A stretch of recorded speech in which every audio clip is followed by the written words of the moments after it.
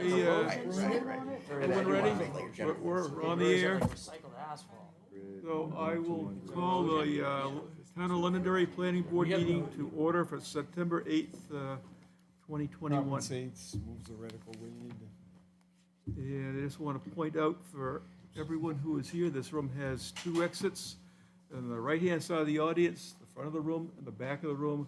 If we need to evacuate for any reason, we ask you to proceed through the exit that's closest to you, move outside, and move away from the building, and don't come back into our fire officials have instructed us to do so.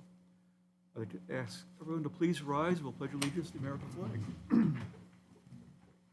I pledge allegiance to the flag of the United States of America and to the republic for which it stands, one nation, under God, indivisible, with liberty and justice for all.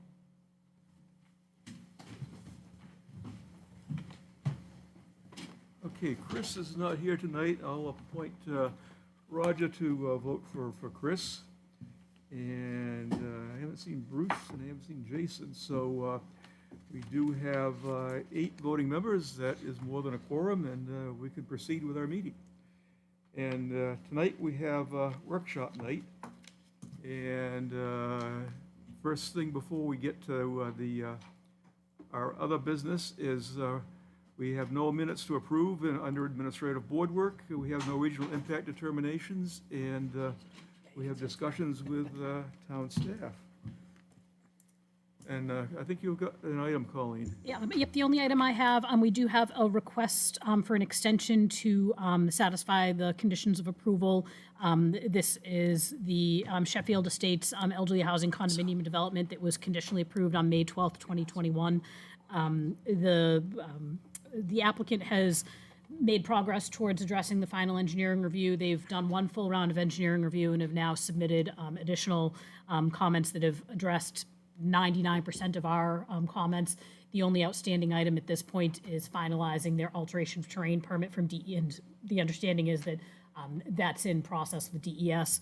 So because that is the only pending item, staff would recommend granting the requested extension. They've asked for an additional 90 days, which would give them until December 8th, 2021 to meet the conditions of approval.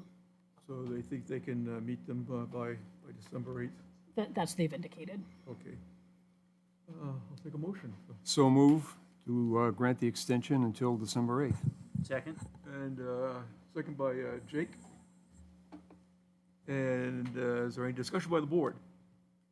Seeing none, all those in favor signify by saying aye. Aye. Those opposed say nay. Abstentions? And chair votes affirmative. Motion carries, and Sheffield Estates has till December 8th, 2021 to meet all the conditions of approval. And we got Bruce here. Actually, we've got a full house now. Hasn't happened in a while, so. Any further material from staff? All I have for staff. John? Nothing. Things are going good? Yep. And anything from the board? I just want to mention that the Municipal Association is having a information and training session. It's an all-day event on Saturday, the 18th of September. If anyone's interested, please let me know. I'll send information out. There is a fee for it, but we'll see what we can do about the fee. And is all I have, so we'll proceed to our other business. The first item we have is groundwater protection. We have Pierce Rigarod from the New Hampshire Department of Environmental Services, and this is regarding drinking water and groundwater protection. So just by way of introduction, so we do have Pierce Rigrod via Zoom to provide a presentation to the board. As you know, we last month began to take a look at the state's model groundwater protection ordinance. Some questions came up from the board about the model ordinance and about what the town can be doing.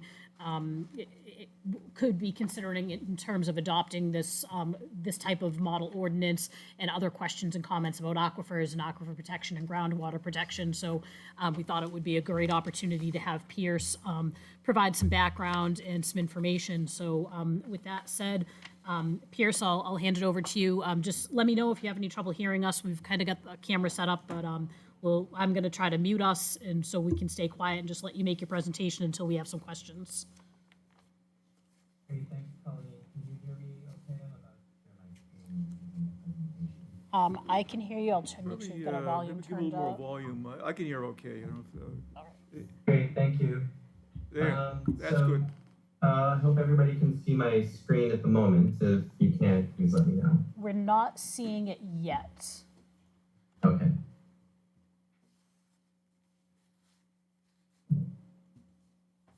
Let's try it again. Hold on.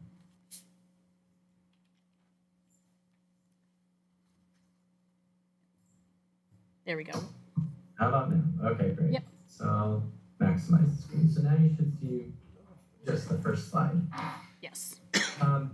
Thanks again, Colleen, and to the boards to invite me today to talk a little bit about the model groundwater ordinance that DES has promoted and designed and promoted over the last 15 or so years. This has been a document that has been fairly widely used by a number of communities across the state. I'm going to run through, as Colleen had mentioned, there were some questions. I guess you had reviewed this once before. And so I'm going to run through the model ordinance kind of section by section. I'm going to kind of also present some information just about design concepts, which many of you might be familiar with, that help to promote both the protection of groundwater, both its availability and quality, that planners and planning in New Hampshire can take advantage of. And most of it, I think you may be familiar with in some respects. And so I'll run through that. And I think this can be pretty informal, but I'm not sure if I'll see you. If we can wait till the end to do questions, or if someone really has a question, wants to pursue, an answer while I'm speaking, please feel free to do so. Yeah, I think since something's pending, we can, I'll take the question. But normally what we'll do, we'll take input from, the presenter, and then we'll go through the planning board, and we have some members of the Conservation Commission here also, and we'll have them, ask any questions, comments. So I guess for the most part, we'll do it afterwards, but if someone really wants a question answered, just raise your hand, please. And Pierce, we'll mute ourselves for now, but we'll use the raise hand tool if there's something urgent that we need to stop you and ask a question. Okay. So Thanks. One thing I if I had, don't see the raised hand tool, just We'll please. we'll let me pop know. in. Sounds good. Thanks, Pierce. All right, so, we have a lot of water supplies in the state, a lot of public water systems. We have nearly 3,000 both wells and a very small number of intakes in reservoirs and in lakes and streams and rivers. Most of them are wells. Most people probably don't have a good sense of what kind of protection is in place around their water supply. And for public water systems in New Hampshire, most of them fall into the category that's in that first group of the bottom of this chart is showing the percentage of watershed area or wellhead protection area protected by land conservation. So basically, in some communities 100 years ago, the town a town may have decided to buy a significant amount of land around their watershed or around their well. So if you're looking at this chart of the 3,000 water supplies that we have in the state, most of that land conservation protection is under 25% or less. And as you get into those higher percentages of the watershed or land conservation or the wellhead protection area, which is the area that drains water to a community water supply well, those percentages fall greatly. So 3/4 of the area around a well and intake are not really conserved by land through land conservation measures. So that's really left to more of a land management perspective or a protection approach in New Hampshire. So we have to manage the land in a way that continues to preserve the availability and quality of our water supplies in our state. yes. It's always too. So just a little bit, the district, the model ordinance is crafted as an overlay district to be adopted as such and to take I'll explain some of the district definitions that we've used, and that we've promoted, that refer to technical documents or technical delineations. Generally speaking, it limits a few higher risk land uses and establishes performance standards for other uses. And that's, again, taking the approach that, we have a large part of our state that's actually in some form of that's contributing water to a water supply, whether it's a wellhead protection area or a watershed. So this approach has been sort of accepted and used by a number of communities, in part, I think, because of the flexibility it affords. This particular ordinance includes, if you've read the document, it has a number of helps and rule citations to help you through the process of kind of thinking it through and how it might apply to your community and looking back at the state statutes and rules that already exist in New Hampshire. And you can find it on our website pretty easily, although we've just redone our website. I think if you do go to DES and you search, which I did a few minutes ago, you will come up with the document. So, as I said, this has been published for over 15 years. We have about 106 communities in the state that have taken advantage and adopted some form of municipal zoning that protects an aquifer and or a groundwater, a wellhead protection area, typically through some type of a zoning district. The map to the left shows those areas that have adopted the model or a version of, not necessarily the model ordinance, but an ordinance. Many of them do refer to the language and use the language in their model. And so probably the argument for doing this is that as we've continued to use various chemicals in our life, and the way that we use them can create problems in our water supplies, perhaps unintended, including perfluorinated substances, MTBE, 1,4-dioxane, which are commonly used in a wide variety of commercial products these days. MTBE is not used. It was a gasoline. If you're not familiar with that chemical, it was an oxygen used in gasoline in the 90s, but has become, all of these chemicals are fairly widely used. And so as we go along in progress that we make, or the chemicals we use, some of these chemicals can be problematic and create an additional stress on trying to keep water supplies safe.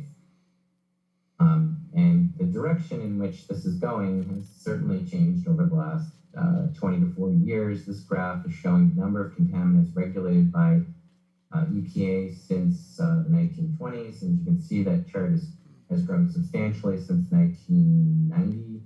And some of those chemicals I just mentioned are the chemicals we're currently struggling with to ensure that our drinking water and our source water resources are safe to use and healthy to use over the long term. And we've really come a long way in the last 40 years in knowing what these some of these chemicals may do in terms of our health. And also we have improved lab analytical methods that and detection capabilities that can, are measuring these chemicals in the parts per trillion now.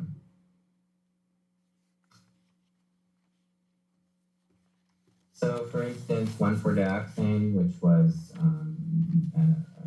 is present in a number of sites currently at DES that we're aware of, was a stabilizer for chlorinated solvents, including paint strippers, dyes, so used in degreasers and varnishes. These are the types of commercial products that are used both by homeowners and both commercially, and are in fairly wide use. So really the long view for planners and planning is to maximize clean recharge of surface water to the ground, prevent the release of contaminants from land use activities that as much as we can, and ensure that we have the long-term availability of our drinking water. Something that seems fairly straightforward, but is pretty hard to do in practice. So each community has its own story, its own issue with groundwater contamination,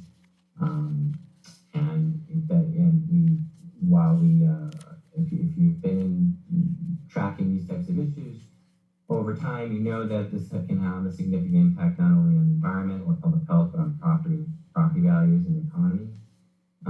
Certainly there are places where, 10 or 15 years ago when I joined the agency and we were in the midst of trying to work with the salvage yard industry to kind of bring that industry back to, in line with sort of modern techniques of managing substances like oils and gases and radiator fluid and transmission fluid. And many of those property owners, suffered loss of property value due to the environmental liabilities that were left in the ground and were in the ground. So that's certainly a factor, as well as public health and environment. And so municipalities have, as you know, fairly wide latitude to control land use and make those decisions as to what land uses go where and what's best for in terms of protecting groundwater or protecting other resources. So the question, I guess, is, what is it that we have in our laws about reasonable water use? And there's a whole line of common law that allows reasonable use of water by property owners. We have standards in our state, not just about using, but about what quality of water in our groundwater needs to be maintained. And the citation to our rules, WMOR, essentially includes a table of about 100 contaminants that, once those contaminants are above a certain threshold, become enforceable action by our department in terms of cleaning and reducing that contamination below the standards. We also have drinking water standards, which are not the same necessarily as ambient groundwater quality standards. They can be the same, but they can also be different. And those drinking water standards are based on health-based studies, like the one we just did a few years ago to lower the arsenic standard from 10 parts per billion to 5. And so those standards for drinking water tend to be, usually are actually set by EPA, although states also have a joint ability to set those standards as to what is safe for the long term for drinking water for public water systems. And I probably should note that there are no state standards that are spelled out explicitly as to what water quality for private wells must be. So I'm going to run through just a few slides about the sections. I won't dwell on these too much. I'm sure as a planning board or conservation, some of these statutes that are control how communities can plan or have authority over both planning and for groundwater protection. But generally, the planning statutes 674 are involved. In terms of public health, there are several statutes, including 31, 39, and 147, that give pretty broad authority to towns about protecting public health, that go to the water quality and protecting drinking water. And I believe in our model, we cite RSA 674-16, which is relative to the innovative land use authorities. So the objectives and the purpose of the model is really primarily to protect public health and try to meet and maintain the ambient groundwater standards, which again, these ambient groundwater standards typically are related to health, but not necessarily, and also achieve sustainable water supplies for communities. Just a note about private wells in Londonderry. As I mentioned, there's no testing or treatment requirements at the state level, which is very different than our public water supply wells, which are under regular monitoring and requirements for treatment when they exceed maximum contaminant levels set by the state or by EPA. I can talk more about this in a little bit, but I just wanted to make it clear that public and private wells are treated much differently in New Hampshire, and these are the household domestic wells, in which I believe in Londonderry there's approximately, I think I had the number, maybe I might get it wrong, 9,000 or 15,000 people, I think, who rely on private wells So planners often have to contend with growth. Growth involves change and changes in land use. As many of you know, this is kind of an outdated graphic, but Rockingham County and the Seacoast tend to garner most of the development, and you're probably the first line of handling that kind of development, and that certainly has an impact on water supply and water quality.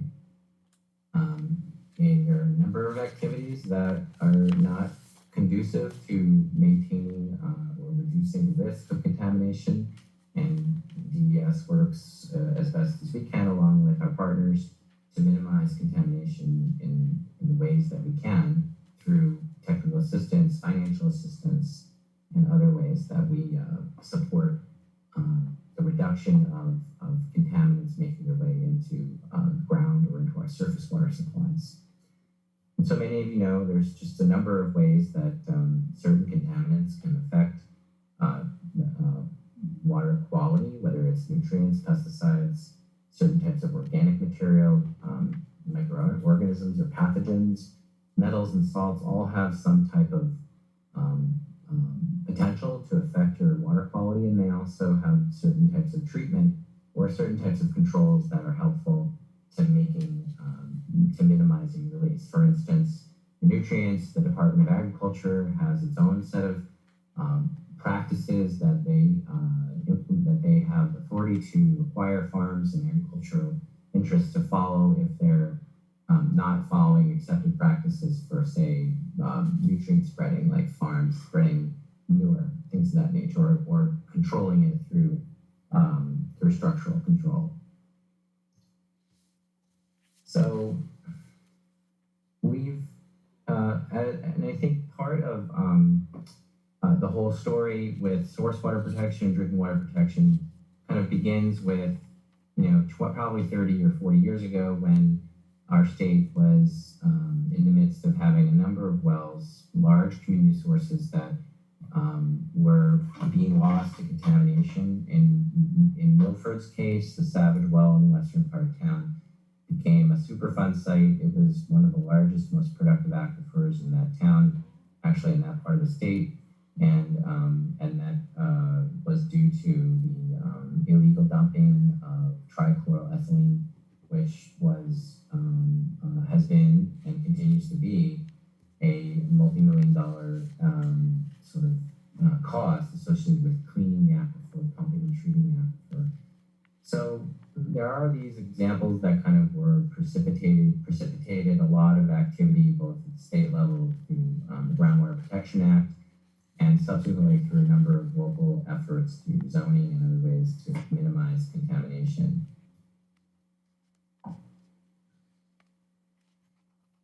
So as you know, when you develop a new, whatever you're developing can include a number of risks, whether it's impervious cover, spills, other types of releases of chemicals and wastewater. There's a whole variety of things that require management or can require management. And in many of these cases, a lot of these industries have their own sets of best practices, and DES also has its own guidance on a number of these topics that I'm just listing out for you, but many of you know that there are these potentials when you have certain land uses that create changes to the hydrography, to how water is either infiltrated or runs off, and what it's catching in terms of contaminants. So DES has for a long time used wellhead protection areas as a way to define where to focus protection. So in this case, the red line is showing a technical hydrogeological study that was used to create, or was referred to, I should say, by a town to use to define its wellhead protection area. So these boundaries are technical in the sense that they're using a hydrogeo approach, geological study, or it might be a field study, it might be a desktop analysis, but they tend to be well supported in the courts and defended and defensible. So that's why we refer to them in our model. And so the language in the model refers to wellhead protection areas. And so probably one thing I've seen a lot of to avoid if you're going to go down this road is to not refer to a specific fixed map. Many communities do that, and unfortunately, especially if you're talking about wellhead protection areas, those wellhead protection areas can change over time. Maps can get lost. There's oftentimes some not great clarity sometimes between when the map differs from the language. So avoiding reference to a specific map dated at a certain time is probably a good idea. So we also refer to hydro aquifers using, you probably have seen before these USGS water resource investigation reports that show transmissivity, which is the ability of ground essentially to hold water and transmit water. And those reports are also used to define stratified drift aquifers. So between the wellhead protection areas and these USGS reports that define stratified drift aquifers, those two tend to be what most communities use to define groundwater areas to protect, unless they do additional hydrogeological studies and reports that might be related to a new well. And we have some guidance on how to craft that language. Oops. So in Londonderry, I think this was what that would look like if you were to, I think you probably have seen this map before, but the dark areas are the stratified drift aquifer, and the yellow areas would be where there are wellhead protection areas. So if you were to define the zoning and using just those two, that would be the area subject to rules that would be adopted under that overlay district. So, as I mentioned, the ordinance takes an approach of eliminating, prohibiting high-risk uses. So these are the uses that we at the agency have over time kind of found to be those that are pretty inconsistent with water supplies and with protecting public water supplies, particularly. So hazardous waste disposal sites, solid waste, outdoor road salt, salvage yards, snow dumps, wastewater septic lagoons, petroleum bulk storage plants, and gas stations. So basically, many of these sites often have groundwater remediation going on because they are inherently somewhat difficult to control in terms of contaminants being released to groundwater. This list can grow, it could be bigger.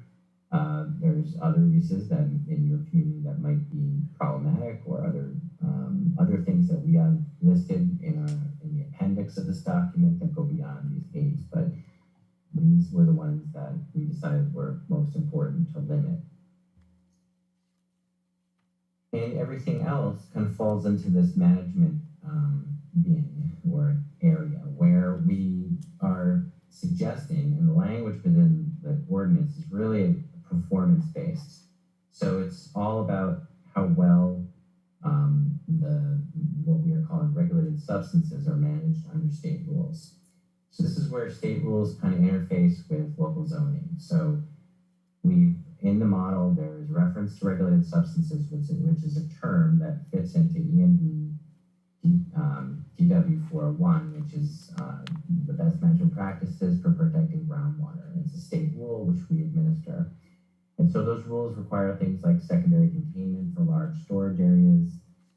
It requires spill controls. It requires certain types of transfer of materials, fuels, for instance, from one container to the other, and other practices that are designed to minimize release to the environment. So these could be structural controls, referred to as source controls in some cases, or they can be operational practices that people that run those facilities must do. So in terms of things like housekeeping, and if you're, what I mean by that is if you're transferring fuels outside on a concrete pad and you're cleaning that up, you're cleaning up any chemicals or substances that you've accidentally spilled, and that you're not letting those, or you have structural controls that limit them from making their way into the ground, discharging to the ground.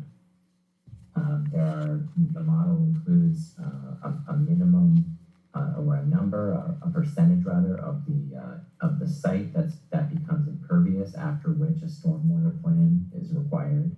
And it's 15% or more than 2,500 square feet of impervious area when that triggers that stormwater plan. And it prohibits infiltration through known contaminated areas, so that if there are areas that are either in the process of being cleaned up or are known to be contaminated, that would limit any kind of stormwater or other infiltration being directed in that area. And so the ordinance refers and has language that really is very similar to the language in the state rules. So we have in our state thousands of documented spills, spills and releases in part due to poor management on sites. Sometimes this can be, in this picture you're seeing, someone's got gasoline kind of propped up outside, and they've got a hose that they're taking kind of, transferring over a dirt area. That's probably not the best setup, and the rules, then the language in this zoning ordinance would limit this type of setup. So it would also require that any facility that uses a certain amount of a regulated substance in the amounts of storing more than 100 gallons or 800 pounds of regulated substance would be required to have a spill prevention, control, and countermeasure plan. This is this would be well below what the federal requirements are for similar plans at larger facilities. And it requires local review of these types of plans to make sure that you're comfortable with the setup and the arrangement of how these substances are being used on site. Typically, a local review could go to a fire chief, fire department, who could also look at it from a safety perspective as well as environmental perspective. So some of these things that are controls are pretty straightforward. It might be around the edge of a concrete area where someone's using a gasoline dispenser, a concrete pad with some what are called positive limiting barriers. These are basically the things you see at gas stations that are like they're grooves in the end of a concrete pad, and they catch about 10 or 15 gallons of gasoline or something, and it depends on the actual design, but it can catch, an incidental spill at a dispensary. Things just covers that allow that prevent precipitation from leaching chemicals away from stored substances, or where they may have been, or if they were spilled, having a containment structure around those substances so it catches those substances. These are, again, all in the model language, and they're all similar to the requirements under State Rule 401. So beyond kind of these kind of practices, there's the sort of conceptual idea of how are we planning development in New Hampshire and across the community. The sort of planning, I guess the planning concept for some time has about open space subdivisions has been to, design so that your lots are not quite as spread out, or they're not as spread out as, say, the picture to the upper left, where you have 1 to 2 acre lots, and you have, in some cases, very long lines and costs associated with water service in that type of development. You also have less open space and less natural cover, which leads to more stormwater and less natural landscape to mimic and really act as a filtering and cleaning ecosystem service for both surface water and groundwater. So there are a lot of benefits to water quality. This has been a sort of attribute of smart growth for some time, and it's also something that, if you haven't looked at that closely, it could be something to recommend that your development community look at first, or think more seriously about for future developments. Parking is probably one of those things that is a pretty easy and low-hanging fruit to think of. I think it can be the situation where you have underutilized parking. The designs may also be improved through better techniques, and the picture to the upper left is one, reducing the impervious area of the parking lot. It also can be used to drain water from the parking area into that space and be filtered through what you may know of as a bioretention stormwater practice, which is a series of plants and organic matter that will help to either bind or break down organics and catch metals and other things that come off of parking lots. So these designs can be much better than the standard, the bigger picture here, where you're seeing a lot of that water that's going to end up in a pipe and be drained, perhaps to a detention pond, but it could also just be drained off site. So parking lot design to have additional vegetation, contouring, and ability to catch a lot of that stormwater is kind of the way, with the planning community I circle with, seems to be the way that many planners are thinking is a better approach to handling runoff, as well as, we have a lot of larger storms that have been coming in recent years. Those certainly, these types of designs to increase vegetation and to keep it on site more easily and infiltrate it on site is an important design concept that what you're looking at, I should say, are revised landscaping regulations that the city of Dover worked on through a grant from our program. So they have a document for designers and engineers to guide them in their design of parking regulations in Dover.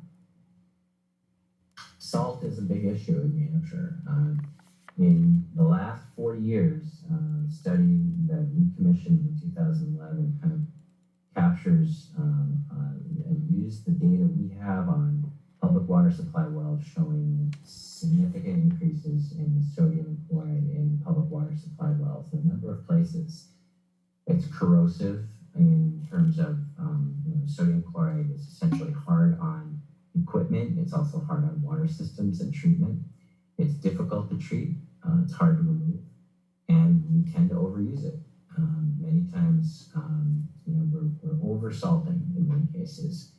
So there's a whole program set up in New Hampshire that many contractors have taken advantage of to reduce salt use, and many of these things like just even simple calibration, having staff being trained, tracking the salt that they throw down, using certain types of plows, brining and pre-wetting, which has now become much more prevalent in the I-93 corridor and in other places by DOT, as well as policies that towns have. All these things can add up to, along with getting people to think that maybe when there's 2 feet of snow out on the road, it may not be the best time to rush into your car and go someplace. So having that expectation that the roads need to be bare, at all times of the day in any storm is not really a realistic or greatest approach. And this is a project that really is trying to show a low development, sort of low impervious area. This is in Somersworth. A number of years ago, this particular design in Terrascape was used to, what you're looking at is a site that has 719 parking stalls. Most of them are, except for the yellow areas, all of that area is porous. So water is not coming off that site. It's staying on site, and it's drained through your porous pavement or on-site stormwater. And that's a pretty big site. This is there's 125,000 square feet of just business space on this site. And so this is a particularly, where I got this from the city, the planner, and at that time thought this was a pretty great design, and certainly from a water quality and infiltration perspective was doing a pretty good job. So I think I kind of made the point, I hope, that our agency has been talking a lot about bioretention with respect to stormwater and trying to advocate for that in development, in the development setting, whether that's a park island or a median strip, or in the context of commercial design, so that the water that is generated, stormwater that's generated near a building or along roads, is staying close to those areas and not washing across large parking lots, capturing a lot of chemicals or substances and infiltrating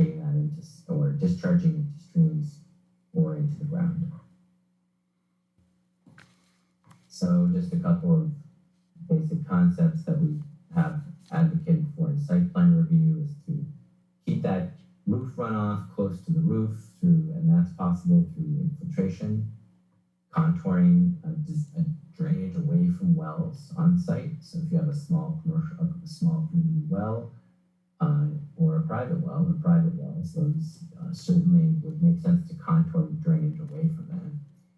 Also place any high-risk uses away from wells and use structural controls. So basically, some of the take-home points here to plan developments to maximize clean recharge and minimize contaminants that are harmful to public health. Contamination limits growth. So the idea here is that protection is a better option than having to go through treatment and having to deal with remediation, which can be both expensive and have long-term liabilities, both environmental and financial. And work to think through which of these uses in your community are presenting a higher risk to your groundwater, to your drinking water resources. And work to define effective best practices, some of which we already have at the state level, but which can be applied to every development that involves particularly commercial activities that involve regulated substances. So I said I would mention something about private wells, and there are a significant number of private wells in Londonderry. So arsenic is probably one of the leading contaminants, which you've probably heard of in New Hampshire. It's typically a naturally occurring contaminant in bedrock wells. And currently, we believe there's about 1 out of every 4 wells, private wells in New Hampshire, that are above the 5, are estimated to be above the health standard of 5 parts per billion. So long-term impacts from that tend to be increases in bladder cancer, liver cancer, and some forms of cardiovascular disease. There's been a number of studies by Dartmouth and others in the region, and so it seems pretty certain that people drinking arsenic over a long period of time will likely correlate with some of these health impacts. And by and large, most residents in New Hampshire are not testing their water regularly. So avoiding these types of health impacts can be done at the state level through public water supplies, but we also have a number of communities that not a lot, but a few, that adopt private well ordinances, and I could provide you some examples, some of which are near Londonderry, that require both testing and/or treatment of private wells. So generally, we tell people it's a good idea to test your water every 3 to 5 years, and we have about 15 contaminants we recommend people test, everything from bacteria to radon, and to treat your water when you find that these standards that your water has elevated levels of something in it. In Londonderry, in red, I highlighted a few contaminants this is data from the public health lab for samples that were taken from the town and that were processed in Concord at that lab. Arsenic is about, the third column, or the first red number, is the percent of wells exceeding health limit in Londonderry. It's about 25%. So that's a little bit below the number of percentage of wells that we know typically in Rockingham County. It's about 30%, but it's about the same as the overall average in our state of about 25. So you're basically about where most of the state is in terms of the number of private wells that exceed arsenic levels of 5 parts per billion. In terms of other contaminants, radon, sodium, and uranium, a bit higher on uranium, a bit higher on sodium, and a bit higher on radon in terms of the state, and somewhat comparable to the county.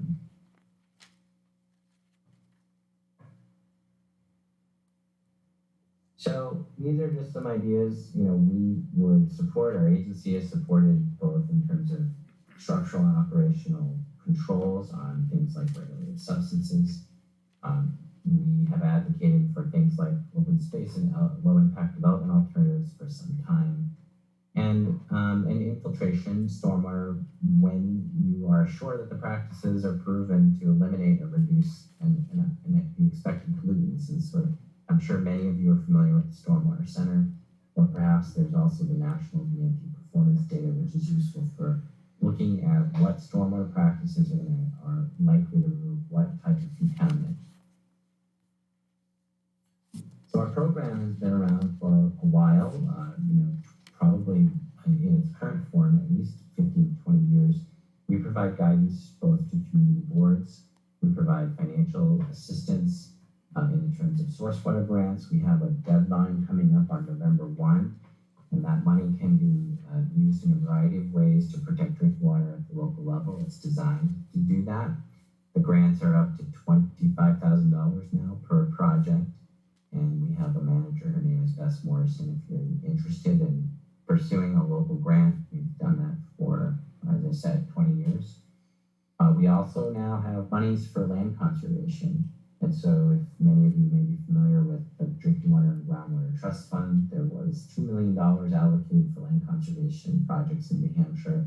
And there's additional money coming through the USDA's NRCS Regional Conservation Program, which is essentially an award from NRCS of about $6.5 million to conserve areas around drinking water supplies, typically. We oversee a number of other things that are listed here. We have some educational materials. Our bureau oversees all the new community well approvals, as well as large groundwater approvals and water conservation, which I didn't really touch on very much, but certainly this last year with the drought has been stressful for many water systems and a number of private well owners who I talk to on a regular basis weekly whose wells have gone dry or are changed in terms of water quality due to the drought, typically. And also we approve all certain groundwater discharge permits, commercial discharge permits, and underground injection systems.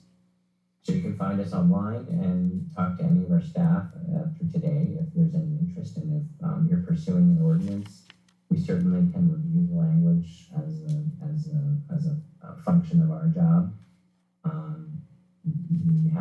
We just finished a project reviewing 106 town ordinances and are about to reach out to many of the regional planning commissions to work with them to improve those ordinances in a number of ways. So I think that's it for me on my presentation. I'm happy to, I think the chair has indicated that he would entertain questions at the end, so I'm happy to do that. Okay, thank you very much. Thanks, Pierce. Yeah, we'll take comments and questions. What I'm going to do is start if staff has any input for us, and then I'll go through the planning board and conservation commission. So, John? I have nothing at this time. Okay, Colleen? Nope, nothing. I just encourage the board, if you have any questions, to ask Pierce, and we're glad to have him here to, be a source of information. Yes, I'll start, Ian. Nothing right now. Okay, Jeff? Yeah, just for curiosity, if, Pierce, what have you seen towns that have implemented the ordinance? What has there been any impact to sustaining the enforcement or any other costs that a town might want to consider as a result? So I think the question is, are there costs associated with these results? Or No, is not so that the much. question? Not so much the cost. And I apologize. I'm looking at implementing the ordinance, and then sustaining the ordinance. Like, who would be enforcing it? Is that just wrapped up into a current Yeah. So current? for instance, for some of the standards associated with that are similar to ENV WQ401, like secondary containment, spill control, things of that nature, once you approve a plan and the site is built, I know of a number of code enforcement officers that are part of regular inspections that take place along with water systems. We train and have data. Essentially, we maintain a training database for about 200 water operators in our state that work for public water systems. Sometimes many of them municipal, that are involved every day in going out and inspecting sites to meet 401 requirements consistent with probably a lot of what the planning board would be requiring under a new ordinance. So in Milford, for instance, they have a program that does exactly what basically determines compliance with 401, as do a number of other communities. In terms of the cost, so that's a legitimate issue for small community systems. Think about like a condo association or a small development that is essentially a community public water system that has maybe a volunteer board and a contract operator, a public water supply operator. They really have very little resources to do things like on-site inspection, which was just one thing that has a lot of time and energy and resources into it to do it. But many of the larger community systems and larger towns that have staff have adopted either zoning or they can do groundwater reclassification. Some have chosen to do that, which has a number of similar protections and additional authorities that are given to the towns that do reclassify their aquifers or their wells or wellhead protection areas to protect those resources. So without giving you a specific answer, there's certainly a cost to some of these activities in terms of compliance with code or enforcement on a regular basis. And DES does share that because we administer the rule that many of these performance standards are essentially the same, it would not be out of the question. And certainly I get calls about compliance where our staff would look at that particular site and decide if it was violating the rule and could enforce the rule at that point. So the state could share in some of those costs with respect to compliance.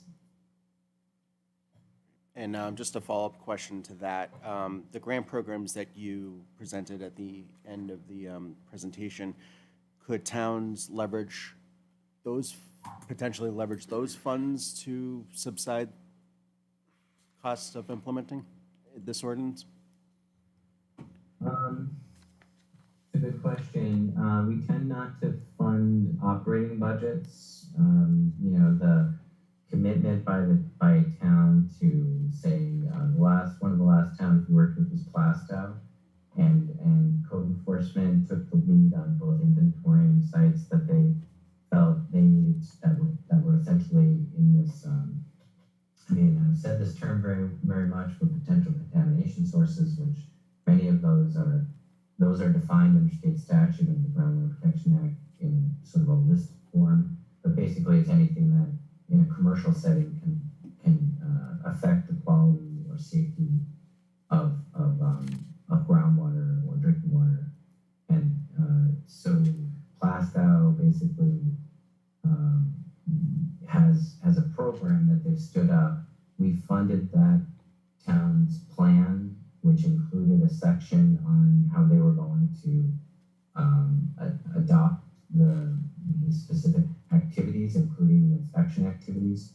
So the grant can pay for planning, but I don't think, and it would be a harder thing to pay for something certainly more than a year. The grants go for 1 year, and would not likely be something we would look at as an operating. The funding would probably not be eligible for like for salaries and wages to pay for someone to do that, because it certainly wouldn't be something that would be sustainable. So you'd be doing it for a year and then it would end. So if the town has, a discussion might be worthy of if there's interest in this as to the time and energy it would take and what kind of staff resources might in town may be able to do this. And I should say that most of these programs do this type of inspection over a period of months to years. So it's not something that our programs for both community water systems and municipalities tend to have a extended period of time where these inspections get done over 1 to 3 years. So they're not done in 6 weeks. So you have to invest a significant amount of time. The inspections, having done them, can last an hour to hours typically. And usually this is not a highly complicated inspection. Um, so I can certainly give you more detail if you're interested in that particular activity. The planning piece of this and the design piece is obviously less intensive in terms of public dollars going to into design and requirements related to the other elements of the zoning ordinance. Pierce, thank you. I'm all set, Mr. Chair. Jeff? Lynn? Hi, good evening, Pierce. So this has been one of the rainiest seasons we've had, rainiest summers we've had in a lot of years. So I'm hoping it takes some of the pressure off some of the private wells where people were experiencing shortages of water. But does the rainy weather affect the quality of the water, or do you expect it to affect the quality of the water at all? Will it cleanse the water of some of the contaminants, or will it add anything because there's just that much more water going into the ground? Yeah, I apologize. Some of your question did not come through clearly to me, but I think what you're asking me is, we've had a drought, now we've had a heavy amount of rain, and can that affect the quality of what private well water, whether it's additional contaminants or changes in the hydrogeology, where water is coming from and making its way into wells? And I think the answer to those questions is generally yes. I'm not a hydrogeologist, but I answer a lot of questions about private well concerns and problems from the public every week. And when things were drier, it seemed to me that many people had not just dry wells, but changes in their water quality, and likely that was due to different patterns of groundwater, where the groundwater was coming from predominantly into their well. So if you think about the cracks and fissures in bedrock and being at one level and then diminishing or going down and going through the amount of water coming from certain portions of a bedrock aquifer, for instance, might change when the water level changes. And so it seemed to me that the answer to that question is certainly some people are experiencing changes to water when water goes down through drought, and then also when it goes back up. So the same type of sort of logic is that, and I think many, this is all just sort of subjective, but a number of dug wells seem to be more impacted when we have these heavy rains, because they're taking in a lot of surface water with a very thin veneer of ground, of soil and stone or whatever above those concrete boxes. So they may have much more direct discharge from a road or from a wetland or from a nearby ditch that's receiving something that it wasn't receiving when you get 8 inches of water, or your groundwater levels come up quite a bit.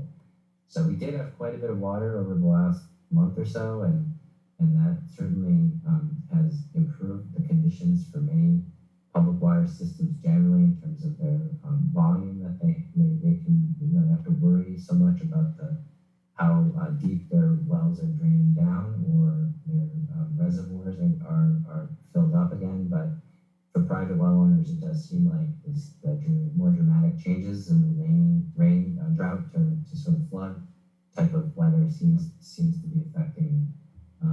Some of these wells are ancient. They might be 50 to 100 years old, so they often are they're not designed in accordance with standards. So today's standards, there's also a design element, I think, to some of these issues that are going on. Okay, thank you. That was my question. My second question is, we're bordered by 3 states, Vermont, Massachusetts, and Maine, and by, the Canadian province of Quebec. How consistent are what the New Hampshire DES practices are with what the other states, our neighboring states, or, in the New England region? How consistent are we across the region with what else is being done? So I heard about different states, but I'm sorry, I didn't quite Yeah. get the gist of the question. And just so folks realize, the microphone that's picking up, even though it's counterintuitive because Pierce is on the screen behind you, but the microphone picking up is here.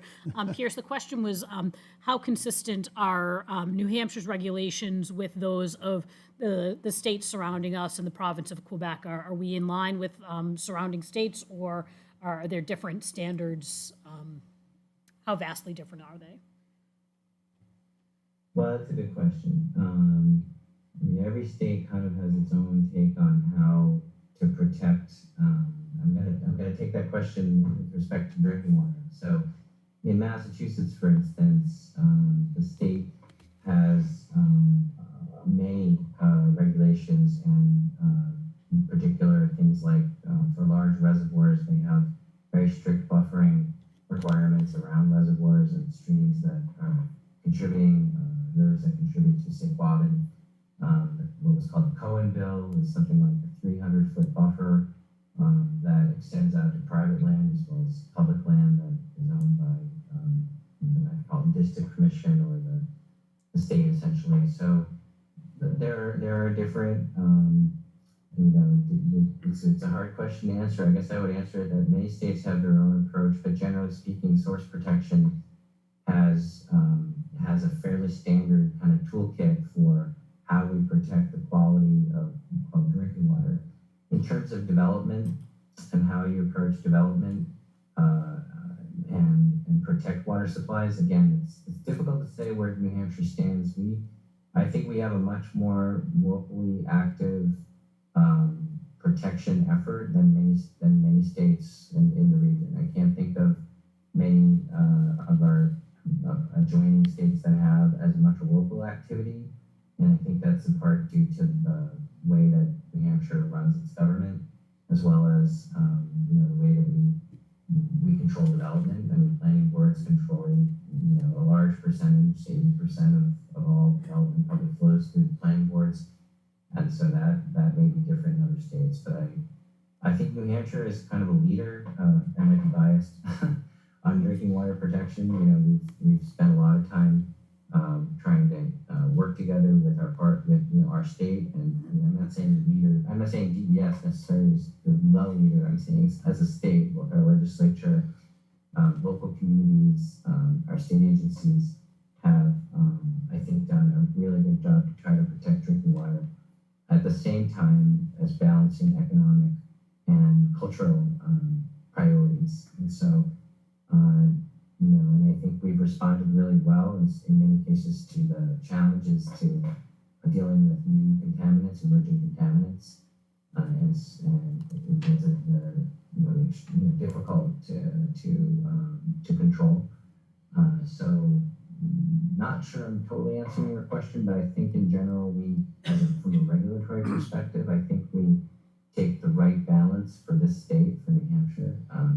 Other states, I think, have more, like Massachusetts, have more control at the state level than we do in New Hampshire, but we make up for that with a lot more activity at the local level. Okay, thank you. So, You're welcome. Deb, Thank you.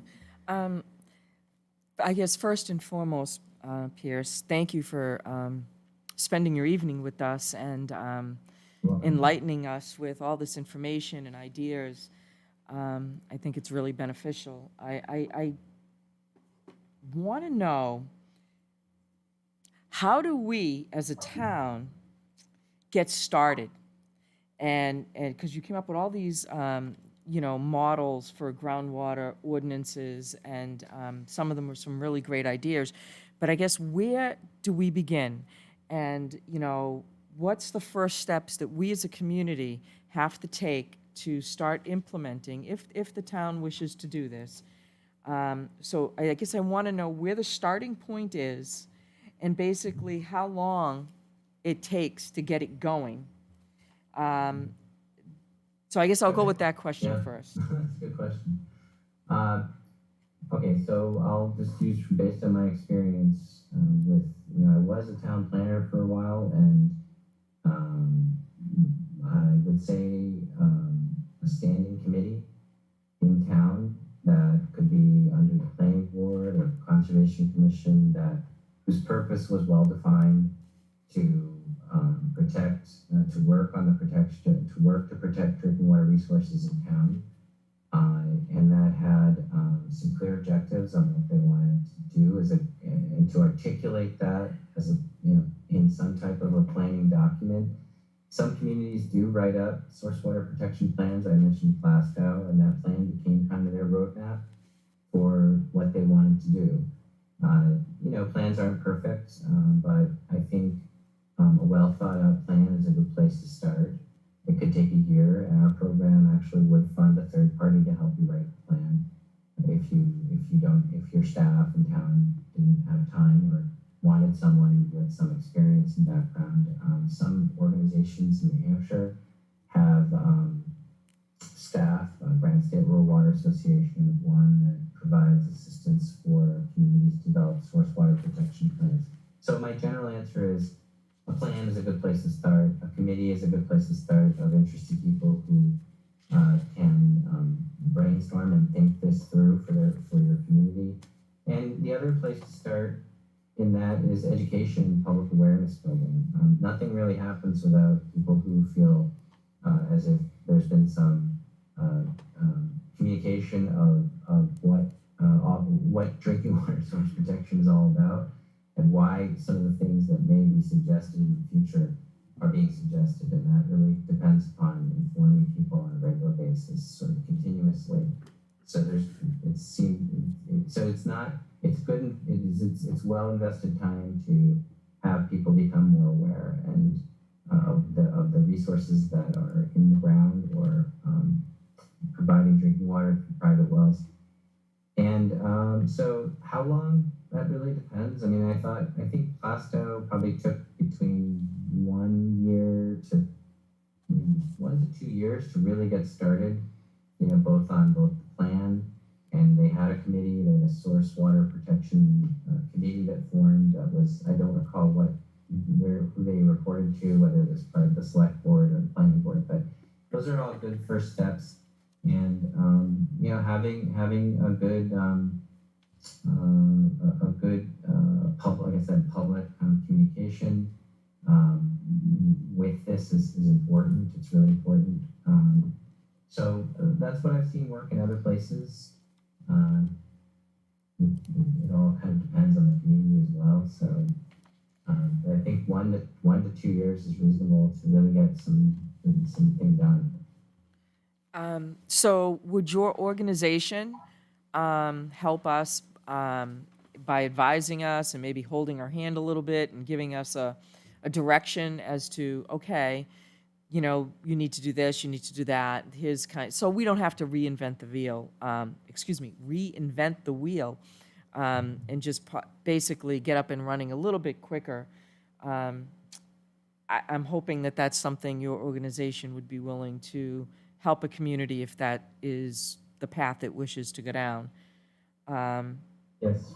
Yeah, I mean, we help in as much as we can from the technical assistance perspective. We do have a lot of communities in New Hampshire, so our time with each one can't be each week, but we do have organizations, and there's a lot of guidance directed towards municipalities, both from us and from EPA and from others, on how to implement source water protection, drinking water protections for communities. So many of these sort of tools are out there, but I think I hear what you're saying, and certainly having someone that does this on a regular basis to help is certainly available from us I'll just say on a limited basis, because that's just the way it is. Right. There's one of me and a couple others, and that's it.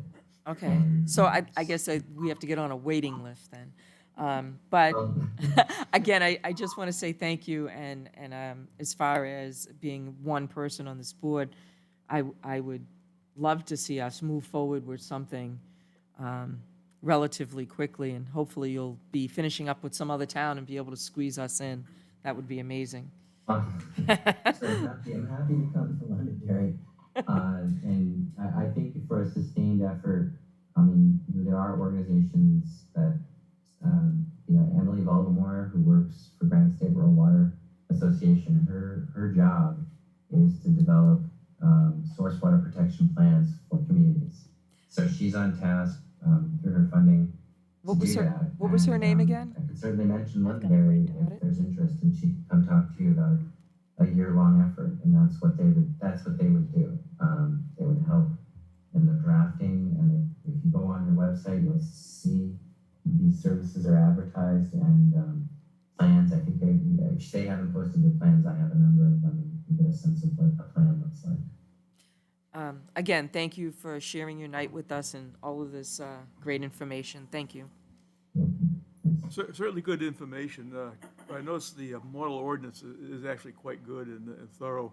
There's a whole section on that on education. So it's probably a good starting point for us to get going. Most of it's right before us. It's just getting it put together. Al? Yeah, Pierce, correct me if I'm wrong, but I think I read in the documentation that you don't recommend drawing hard boundaries around aquifers. So how would a community know whether a particular one was shrinking or expanding?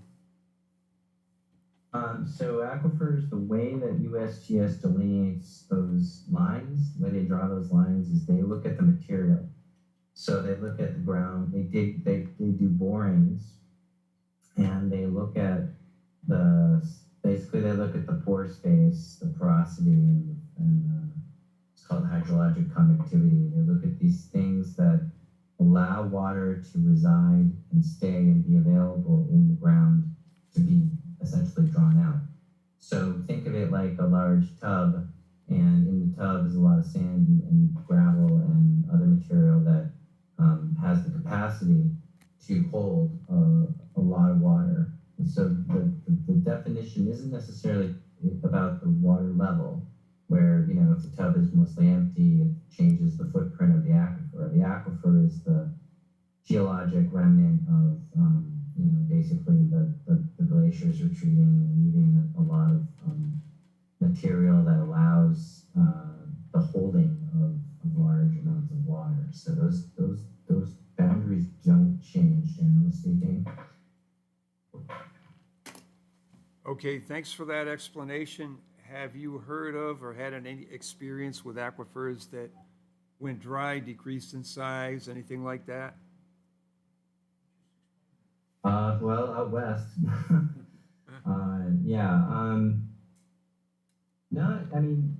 not aquifers. I mean, our hydrology and conservation group is much more tuned into the well, when wells, public water supply wells are having problems with drawdown. So they're monitoring how deep the water level is for their public water supply. So in drought, you know, we get calls, or we try to help community water systems deal with when their water levels are dropping in the section of the aquifer that the well is drawing water from.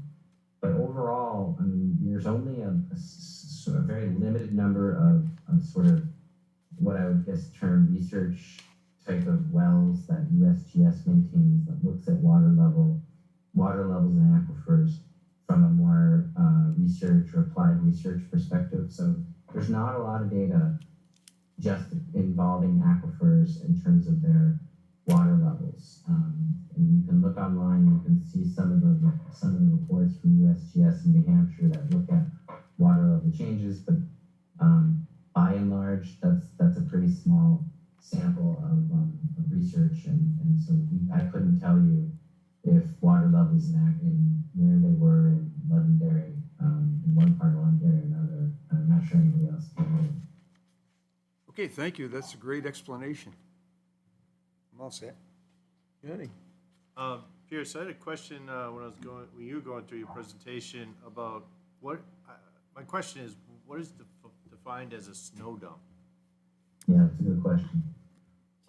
Basically anything, if you're taking snow from other parts of town or other portions of town, anywhere else than the snow is generated, you're picking it up. You know, in the town I used to live in, they would put dump trucks, fill them with snow from take a parking lot. You pick it up, you move it from that parking lot, and then you create a much bigger, essentially, dump of snow, and leave it to melt, essentially, in a certain spot. So that snow is going to be filled with sediment, salt, perhaps oils, other things that are scraped off the surface of the parking area. And so if you're putting that all in one large area, and what DPWs will do is they'll put them down by a river or a flat spot, and it will infiltrate, or it will run off. It's either going to go in the ground or go into a river. And we have some practices that try to minimize for those places where it's necessary to pick snow up and move it to a particular spot because you can't leave it. But basically, a snow dump is a collection of snow from parking lots or roads where it couldn't stay on that particular area, and it has to go to a particular collection area. So that, in my mind, is what a snow dump is. Okay, thank you. I just wanted, I figured that, but I just wanted to ask that question. Now I see you, the first part of your presentation, you were talking about a lot of the fuel-based additives that have a high likelihood of contaminating water, but where do like all the nitrates and fertilization, the chemlons and all that, where does that all play into this? Well, New Hampshire, so when I think of nutrients, that is a piece of it. There are everything from row crops that receive fertilizers that are either nitrogen or phosphorus based. There's New Hampshire is about 3 or 4% agriculture, so it's not a huge use in New Hampshire. There is the commercial application of fertilizers. Some people doing it on their own or coming through ChemServe or commercial services. There's wastewater treatment facilities that discharge phosphorus. So these things come from a variety of sources in terms of, and where do they go? Well, they either go into our groundwater or they go into surface water, and they can break down, and it's as in the coast where there's a heavy emphasis on nitrogen because of the concern for Great Bay. There's a large, and I don't know the percentage, a large component of nitrogen and phosphorus that come through both wastewater discharges from wastewater treatment plants, which is why the state was engaged with a number of communities years ago on trying to both carrot and stick with respect to the wastewater treatment plants and their discharges and getting those upgraded, as well as on-site stormwater. So the stormwater component is also another source of contamination in Great Bay. So nitrogen, phosphorus can all wash off. And I can't really give you a lot of statistics on what kind of land use is associated more or less with nitrogen and phosphorus, but agriculture, farming, animals, whether it's in some cases in the coast or in Rockingham County, there seems to be a lot more horses or equestrian, so it can come from a variety of uses that involve animals, people, and fertilizers generally. All right, my last question is regarding the parking lots. In the example you provided where you broke it up and had more trees, et cetera, versus the big flat parking lots, where is the trade-off in your mind between, putting all that out, landscaping within the parking areas that then needs to be irrigated to survive, or what's the solution behind that? Yeah, it's a good question. So there's a whole field of study called xeriscaping, which has been designed mostly in the Southwest, which uses very low amounts of irrigation water, because that's exactly true. You don't want to have to be out in the middle of the parking lot in the summer with heavy usage of water to just keep the plants alive. So low, drought tolerant and water limited landscaping is a field of its own. And while I'm not an expert in that area, it's something that I don't think a landscape architect would have too hard a time giving you a good answer to that question in terms of which specific species and plants will both will form, will function in that setting. I don't see as much of the sort of some of the picture I mentioned to you. There is some amount of that kind of parking lot sort of tree scaping and islandscaping inside of parking lots, but probably more common would be sort of a sheet runoff area where you have grasses and sort of low maintenance vegetation that would simply be taking that water off more than just a lot of it would be sort of intercepted by these kind of natural bioretention areas. And so again, for bioretention, you're really talking about essentially a detention pond that has organic material at the bottom, so topped off with sand, topped off with sand organics, and then vegetation. And so that vegetation actually receives a lot of water when it comes down. Much of that is, so you're not really needing to water it, it's getting the runoff from a large area and tends to be again planted with in a manner that it isn't really depending on maintenance. We did a couple of those up in Laconia, and I haven't heard. I think they work pretty well. I can get you in touch with Department of Public Works, who we work with, to take a fairly large area and discharge it into a bioretention stormwater practice versus piping it into Caugus Bay, which is where they get their water from. So it's a good question, because I'm not really the best person to answer it, but I think it's certainly doable to get something into these parking areas that intercepts and collect and infiltrates stormwater without a lot of maintenance. And certainly maintenance not just for water, but trees have branches, trees have leaves, and so there is a cost and expense to this. But again, if your objective is to balance the water quality and control water quality, dealing with larger storms, that's another question. You're paying a cost to re-engineer some of your harder infrastructure these days. We keep breaking records, so the more you can design green infrastructure that is not going to be washed out, overwhelmed, or actually play a role in minimizing that from happening in the first place, seems to be a good strategy in my mind. Yeah, well, I do too, because I think there's a balance between, you want to break it up, and I understand the filtration component of the water flowing into these areas,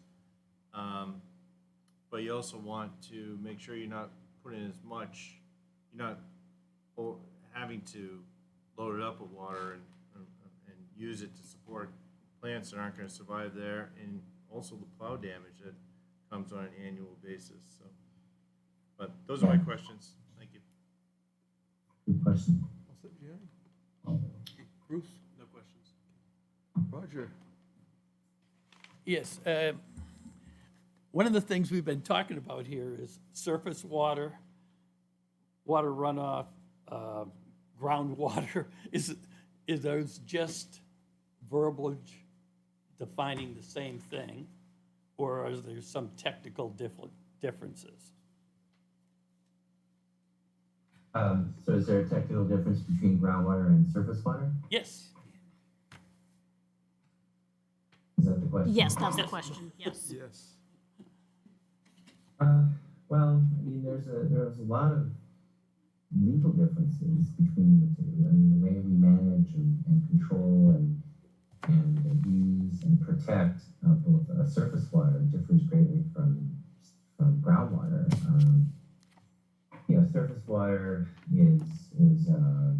has a bigger focus on stormwater these days. So there's a lot of rules and requirements at the state level and federal level. I don't know if you're an MS4, but I'm guessing you are. We are. You're part of the federal permit, so that deals with communities that have to implement various practices to minimize stormwater impacts upon that are controlled. Those rules go through EPA. So stormwater has been a real focus because it's been identified as essentially the leading cause for degradation of water quality in surface water. So it's regulated much differently, but it has similar. We really kind of want the same thing. We want water quality in our surface waters to be high quality, and not just for drinking water. I mean, New Hampshire is a recreational state. We have a lot of mixed uses and recreational uses in surface water bodies, and so it's really a hard thing to see lakes and that we use for swimming bloom in the summer. So, we want to, the state and by really definition, people, New Hampshire want their lakes and rivers to be not filled with invasive species and nutrients that are causing plant growth, that are causing blooms. So how we would address that is the ways we address that for surface water are tend to be regulatory and or educational for homeowners in many cases. So the statutes and the way that the laws break out really have to take a different approach. But in the end, it's sort of the same goal. We're trying to reduce our impact on the quality of water through the ways that we think are that are where these contaminants are coming from. So again, for surface water, you're talking about runoff. For groundwater, you could be talking about a facility that just isn't doing what it needs to do on an everyday basis. And so, meaning they may be spilling trichloroethylene out back or discharging into their septic system. They're doing something that is really not conducive to long-term groundwater quality that we can then use as a drinking water source. So there are different approaches, but I think in the end, the whole purpose of our agency is really to work with and the legislature is to define the lines where we reasonably can protect our water supplies and our natural resources for a whole variety of reasons beyond public health. You can say many people are pretty interested when in many places with the quality of their lake because they want to swim in that lake. But a number of those lakes also serve as water supplies. They may not even know that, but they really want their water in their lake to look, the way it always looks, and not bloom, which is happening more frequently these days. Thank you. Jake? Yeah, a question kind of back to the snow dump thing. What do you see as a good alternative to creating a snow dump? Smaller parking lots.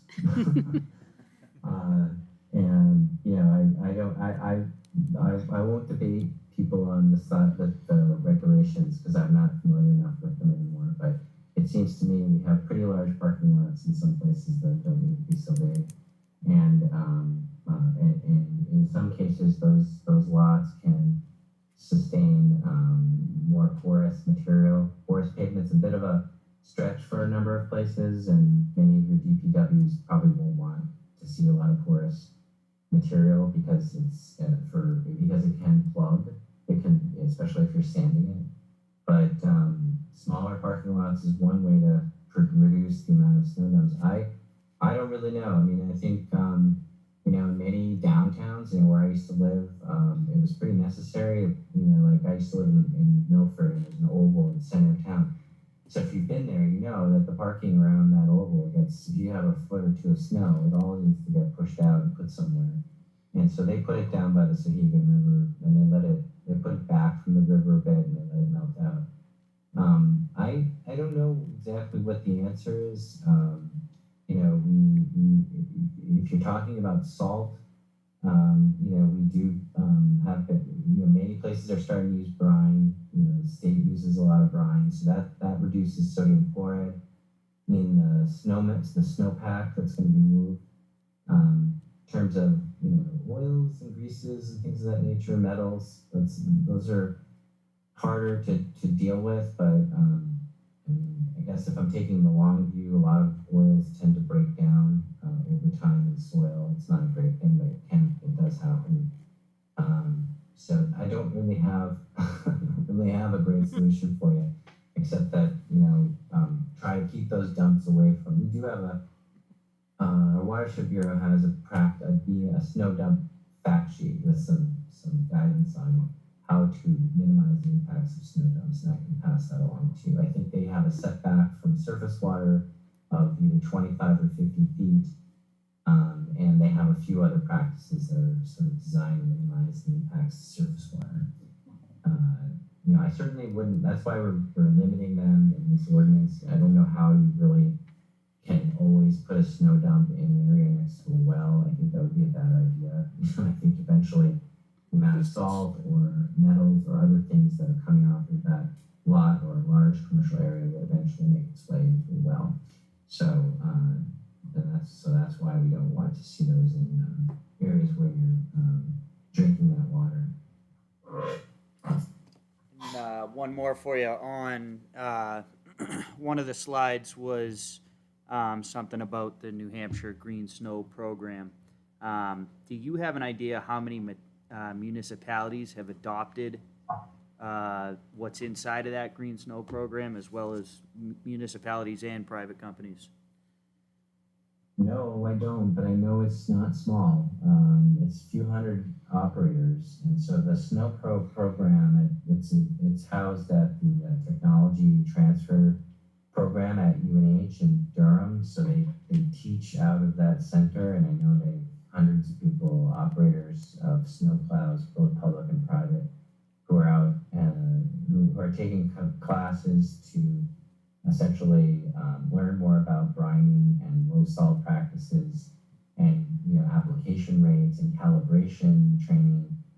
So they get certified to be a snow pro operator, and in theory they're practicing that when they go out.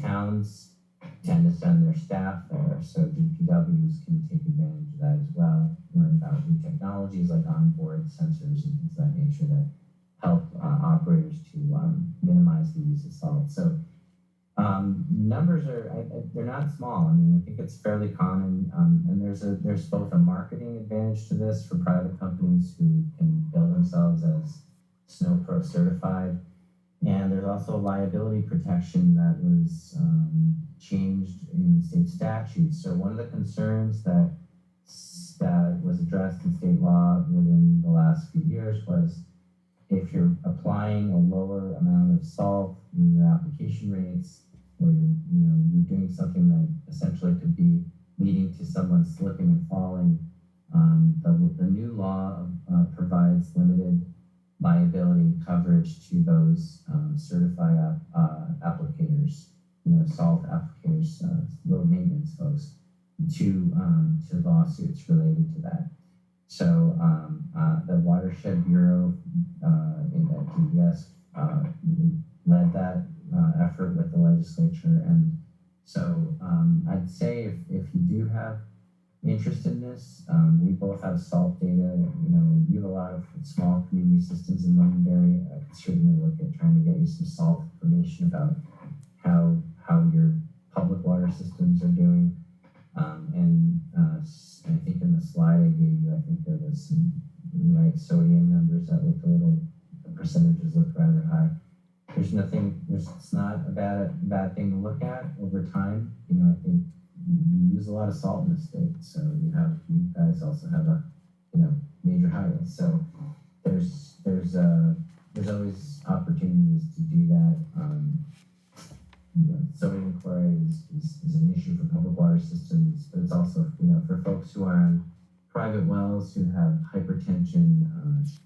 It can be you have to have a lot of sodium in your water to affect you, but the EPA uses I think 60 milligrams per liter as a benchmark for people who are on salt restricted diets. And in the United States, that's people with hypertension. It's I don't know 1 in 4, 1 in 5 maybe. So there are Good percentage. high sodium in your water is not a good thing, and it also really kills your water treatment system or your water heaters. It's very corrosive, so it also has an impact on your appliances in your home.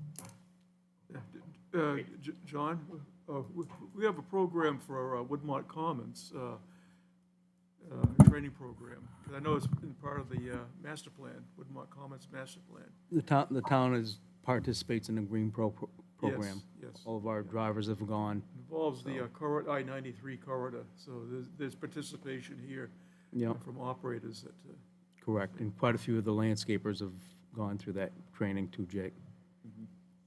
Yeah, we have. And for Colleen, real quick, if the town were to elect to put a committee together, do you think that's something that we would have the bandwidth to be able to help plan in-house, or you'd want to take advantage of what would be available for grant money to help with the planning process? We would need to take a look at the committee charge to determine Yeah. what can be absorbed with current staffing and what would need to Yeah. be outsourced. Okay, thank you. Was that Jake? Yep. Jason? I have no questions. Okay, Ann had her hand up. I looked over the model groundwater protection ordinance, and it's very thorough. I just have a question, because I'm looking back into, is it Appendix I? And I'm looking at who has, what towns have aquifer protection districts around us. Derry does since 1995, Litchfield since 2005, Merrimack since 2004, Wyndham since 2009. And there's been a lot of testing going on. But some of the chemicals that we're finding now have been in use since the 1980s, especially in Litchfield, because I lived in Litchfield at that point in time, till the early 1990s. How could contaminants like PFAS fly under the radar for so long?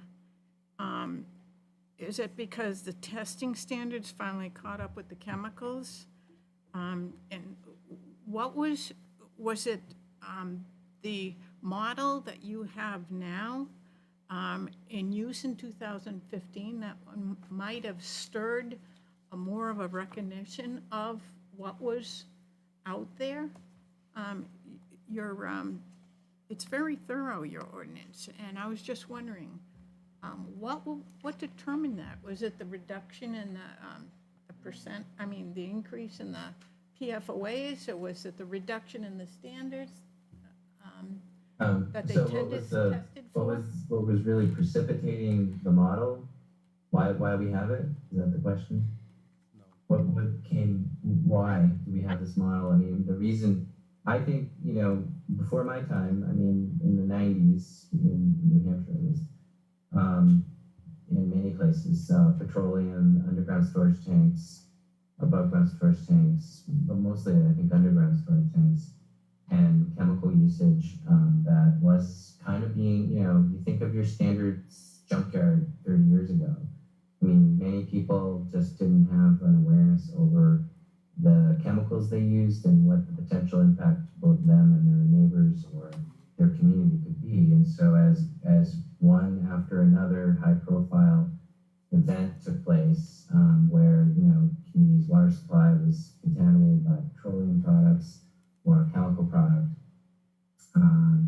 the political will to begin to protect these resources for community development and for public health became, manifested itself both at the state and federal level. So, a number of laws in New Hampshire, and the big one in New Hampshire is the New Hampshire Groundwater Protection Act, which authorizes, DES and local communities to adopt these tools to protect their water resources and drinking water resources. And so I think, this predates the PFOA, the perfluorinated compounds, and frankly doesn't really address them in a great way at this point. But you could certainly, as a part of your exercise in looking at the risks, think about some of these emerging, what we call emerging contaminants, or contaminants that have become part of our lexicon for groundwater now. We have 4 standards for 4 different perfluorinated compounds, and 1,4-dioxane is certainly an issue too. But it's So to answer your question, I think this ordinance has been in play for nearly 20 years, and some version we've been updating it every 3 or 4 years. It's actually overdue, but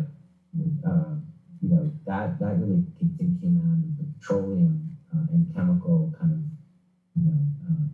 impacts to communities, and not so much recently to to the emerging contaminants that are now making news. And also, we have much more sensitive testing methods than there were even 3-4 years ago, because like all the EPA tests, it's all with high-performance liquid chromatography and mass spectrometry that they can detect these things. And it's also, these methods are good for detecting unknowns. And once you find something unknown, and then you identify the molecule, and it could be something that's been here for 50 years, but we have not had the detection methods to find it.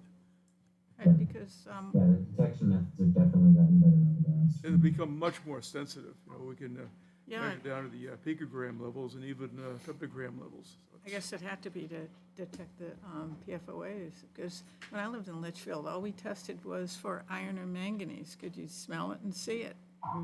And I lived in the northern section of Litchfield, right across from the St. Gobain plant. So, the stuff you can't see or anything. It's just like a lot of the proteins in your body. You can't see or feel them or anything, but yet they're highly effective at what they do. now, thank goodness that we're working on it, and I hope hopefully in 2021, we get to see our groundwater protection ordinance going through. Life is a constant learning process, so. And I'm going to Conservation Commission, Marge.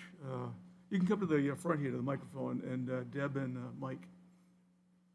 Any questions or? Someone already asked my question. Oh, okay. Yeah, why don't you come to the microphone, Deb, so people can, everyone can hear you, please.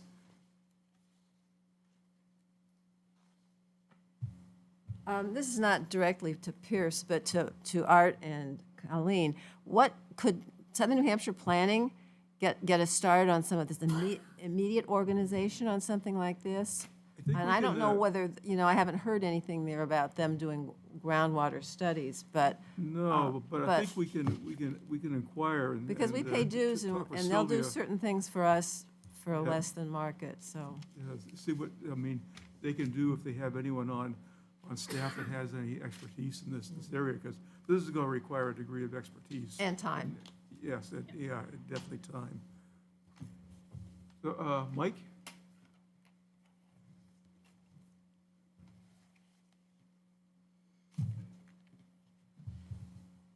Pierce, can you hear me okay from this mic? I can. Do you know of towns that have taken a more stringent approach to requiring infiltration that, goes beyond the state's requirements right now? And if so, how far have they gone and how successful have they been and how much pushback have they experienced? Yeah, so your question is how do I know of other communities that have gone further in terms of requiring on-site infiltration of stormwater? I don't. I mean, I'm sure I have read them in terms of percentages of sometimes I've just seen language that just says all runoff generated on-site shall be infiltrated on the site and not discharged off-site. I mean, there was some general language I've seen in some places. So I'm sure, and again, our model is really saying you need a plan once you reach 15% or 2,500 square feet of impervious area. You need to have a plan that's designed to deal with that runoff. And I have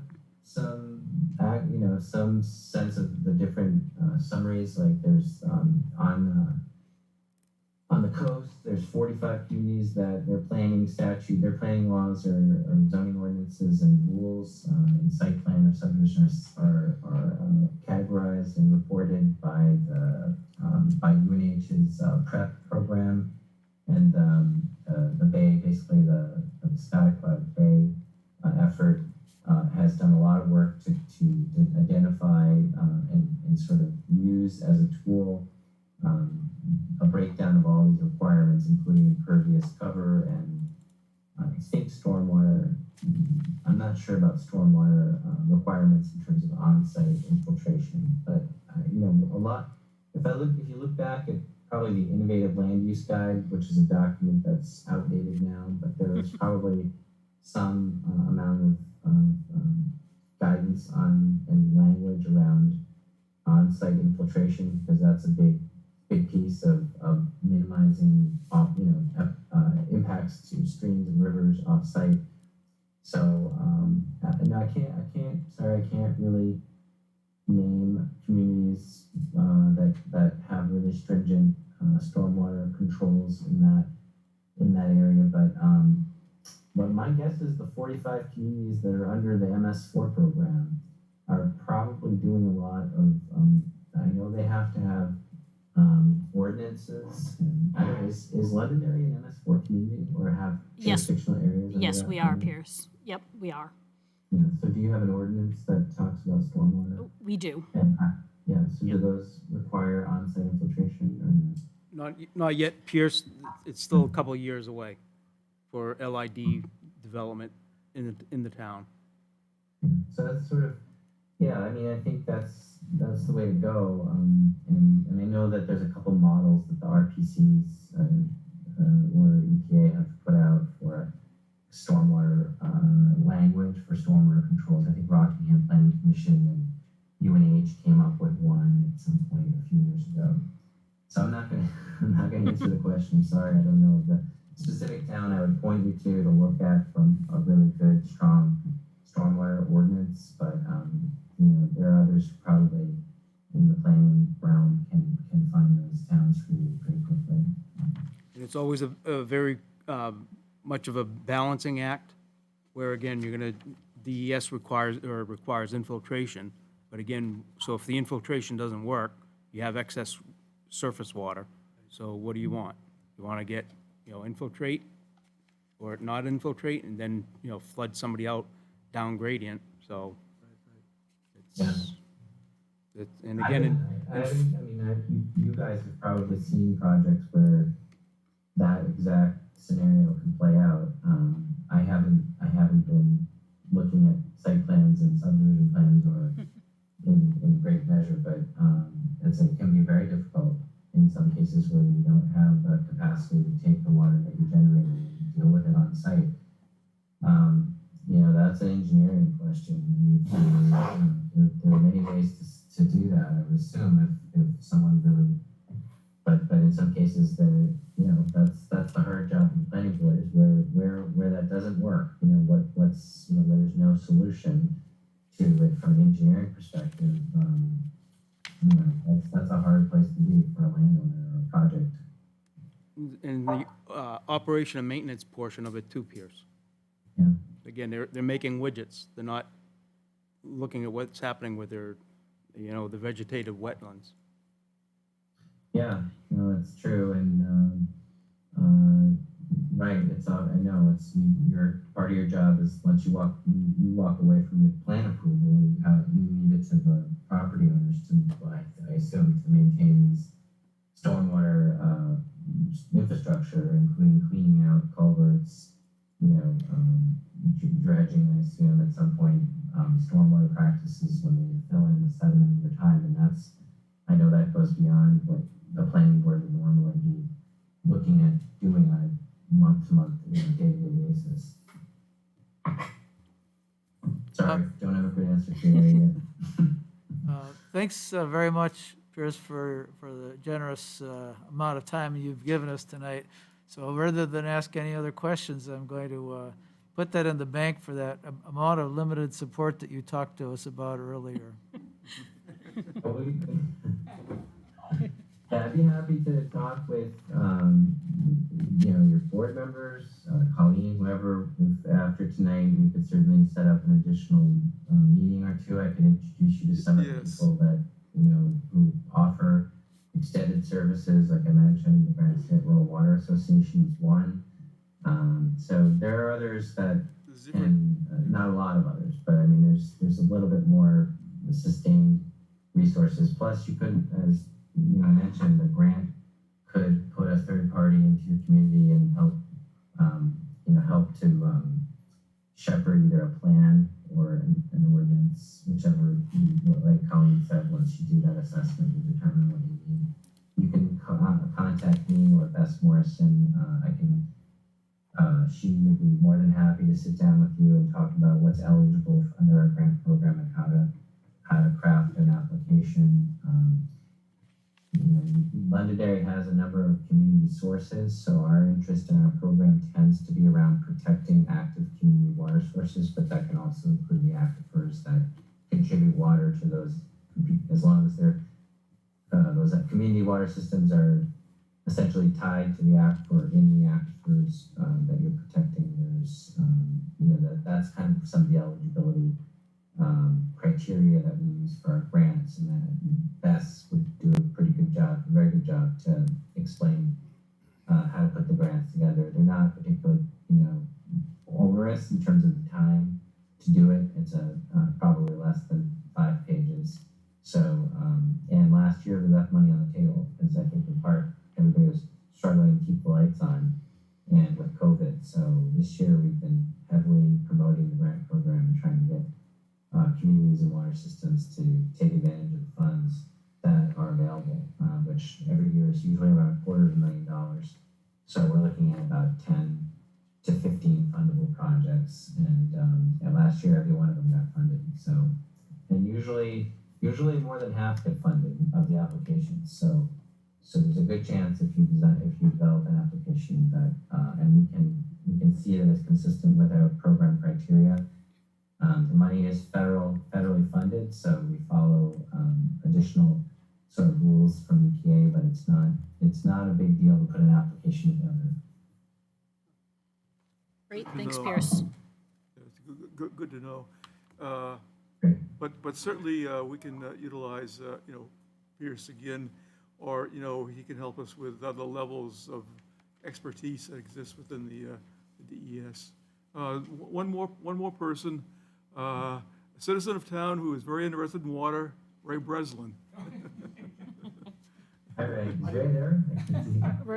Ray is here. Everyone He's- knows I didn't Ray. know if I was going to be allowed or not. Ray Breslin. Pierce, I want to thank you for coming and providing so much important information. I know we've talked in the past. Matter of fact, you came here a number of years ago. And so, some good points. A committee, a town committee, definitely should be formed. Why not? I mean, absolutely. And Jeff, I think you were concerned with cost and so forth, which is important too. We could actually ask for some volunteers too. They don't cost nothing. You know what I mean? Now, the town is going to run the show, that's fine. But, and another thing was brought up is education. I think we need to present this to the schools in Londonderry. We need to have the children involved in their own health and welfare, the protection of water. I think it's something to think about. So you go volunteer, Ray? Hell yeah. Yeah, we definitely need a committee. Yeah, I'll get, Okay.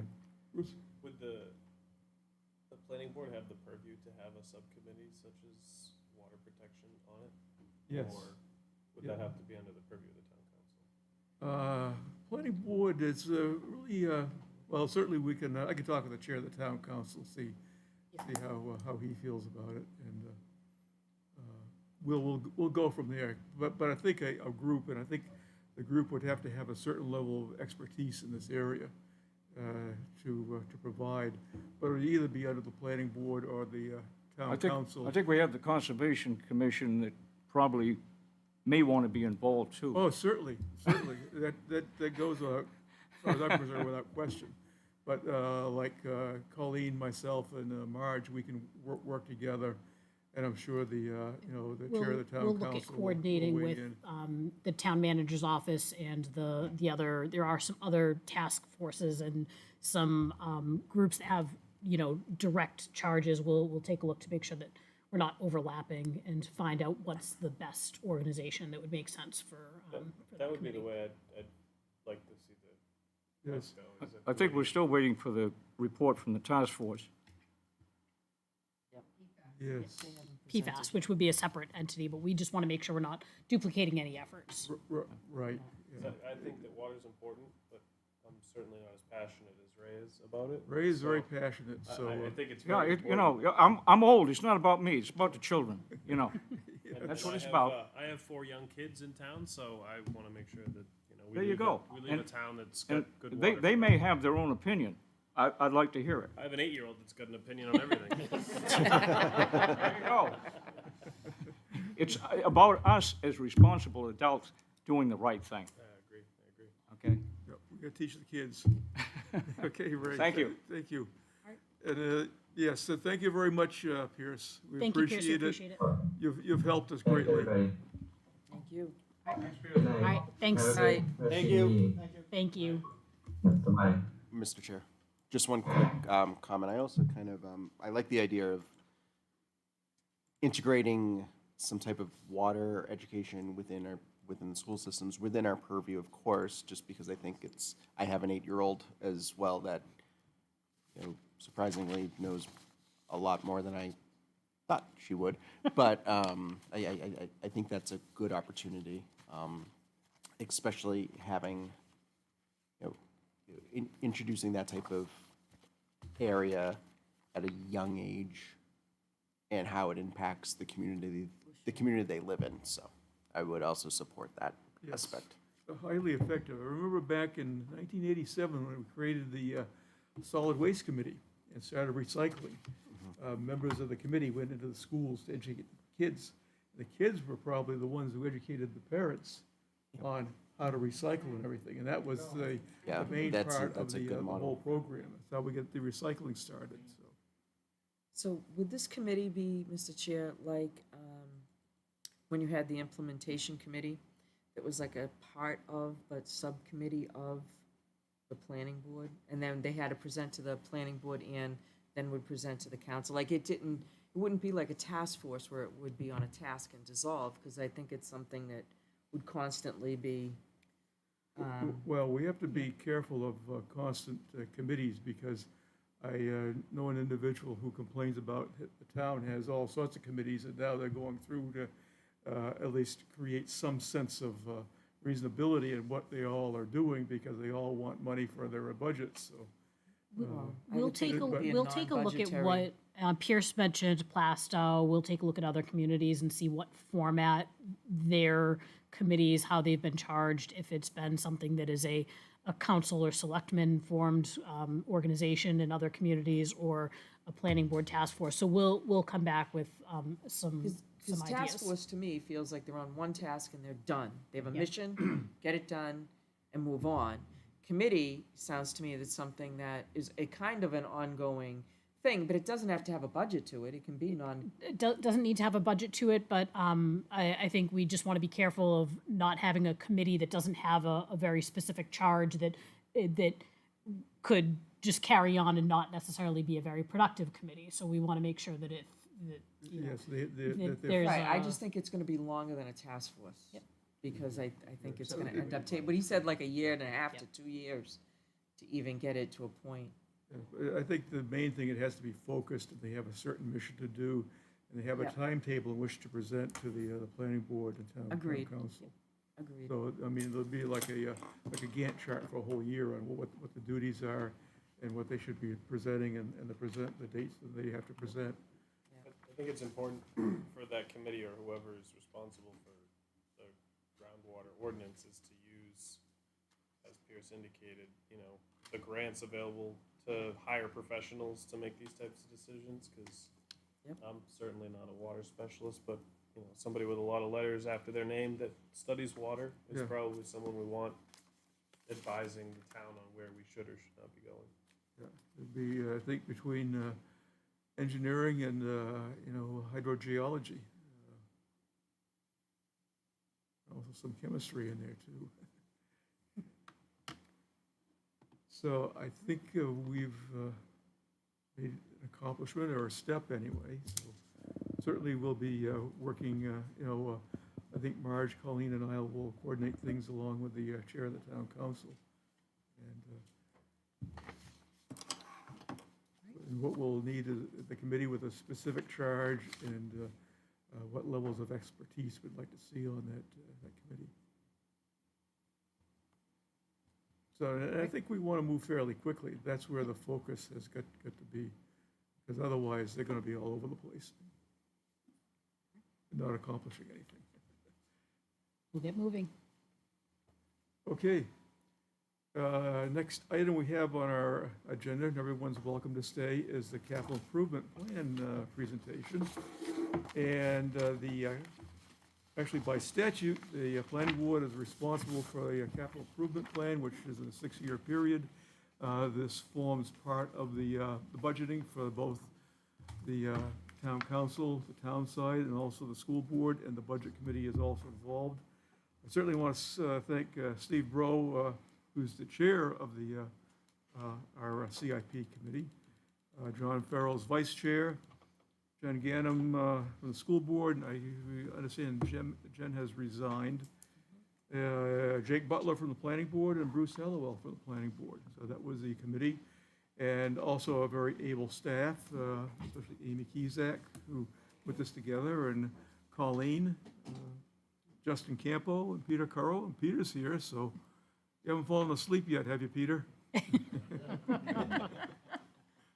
Wait till we get to those school numbers. So, Amy, you have the floor. Thank you, Mr. Chairman.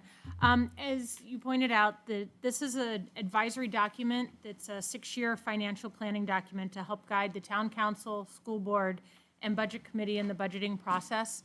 It also helps to inform the public on planned improvements. The CIP committee is appointed by the town council. They review the submitted projects, and then they make priority recommendations to the planning board and the CIP plan. This year's process, with the town council passing the Taxpayer Relief Act of 2020, there were no town projects submitted. That resolution states that there shall be no townside projects prior to the fiscal year 2024. In addition, with the COVID-19 global pandemic going on, impacting the completion of the school facility 10-year master plan, the projects and priority rankings from the 2022-2027 CIP were carried forward and moved out 1 year. It's important to note that these school projects are placeholder projects only. It's to give the school district a chance to finish the school facilities master plan, and then they'll have a better idea of what their needs are going to be for future CIP plans. If you have any questions, please let me know. Any questions from I see Peter, so I'm waiting to see what the board has any questions. I don't see any hands up, so, Jeff? Sure. I have a question regarding kind of the 10-year school plan, and Peter, you might. Oh, okay, Peter. I'm awake. And understandably, obviously, we've all lived through with the COVID-19 pandemic, living through it. And apologies if I've missed this, but what work has already been done on it, and when do you anticipate completion of that plan? What's been done on it is the assessment of the buildings as they exist today. So the architects and engineers, along with Trident, went through each of the buildings and identified deficiencies in all the buildings, either HVAC, code, structural, so forth and so on. So they gave the analysis. I think, did they get the packet that was? They did not get the handout or the PowerPoint from our present.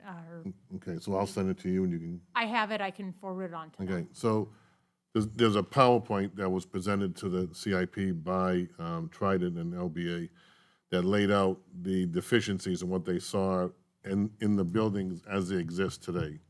Like I said, it's more like on HVAC, plumbing, structural, in areas that are outdated, and either by code or simply by it doesn't fit the educational plans or programs that are currently being used, that the buildings are currently being used for. So from there, I can say this, I think. From there, we need to overlay or overlap what the future educational programs would like to be going forward. And I think we all know that the first question that has to be answered would be, what are we doing with the kindergarten program? Because I think that starts the whole ball rolling. Are you going to keep it at Moose Hill? Are you going to dissolve them into the buildings? Are you going to have full-day kindergarten? Are you going to have half-day kindergarten?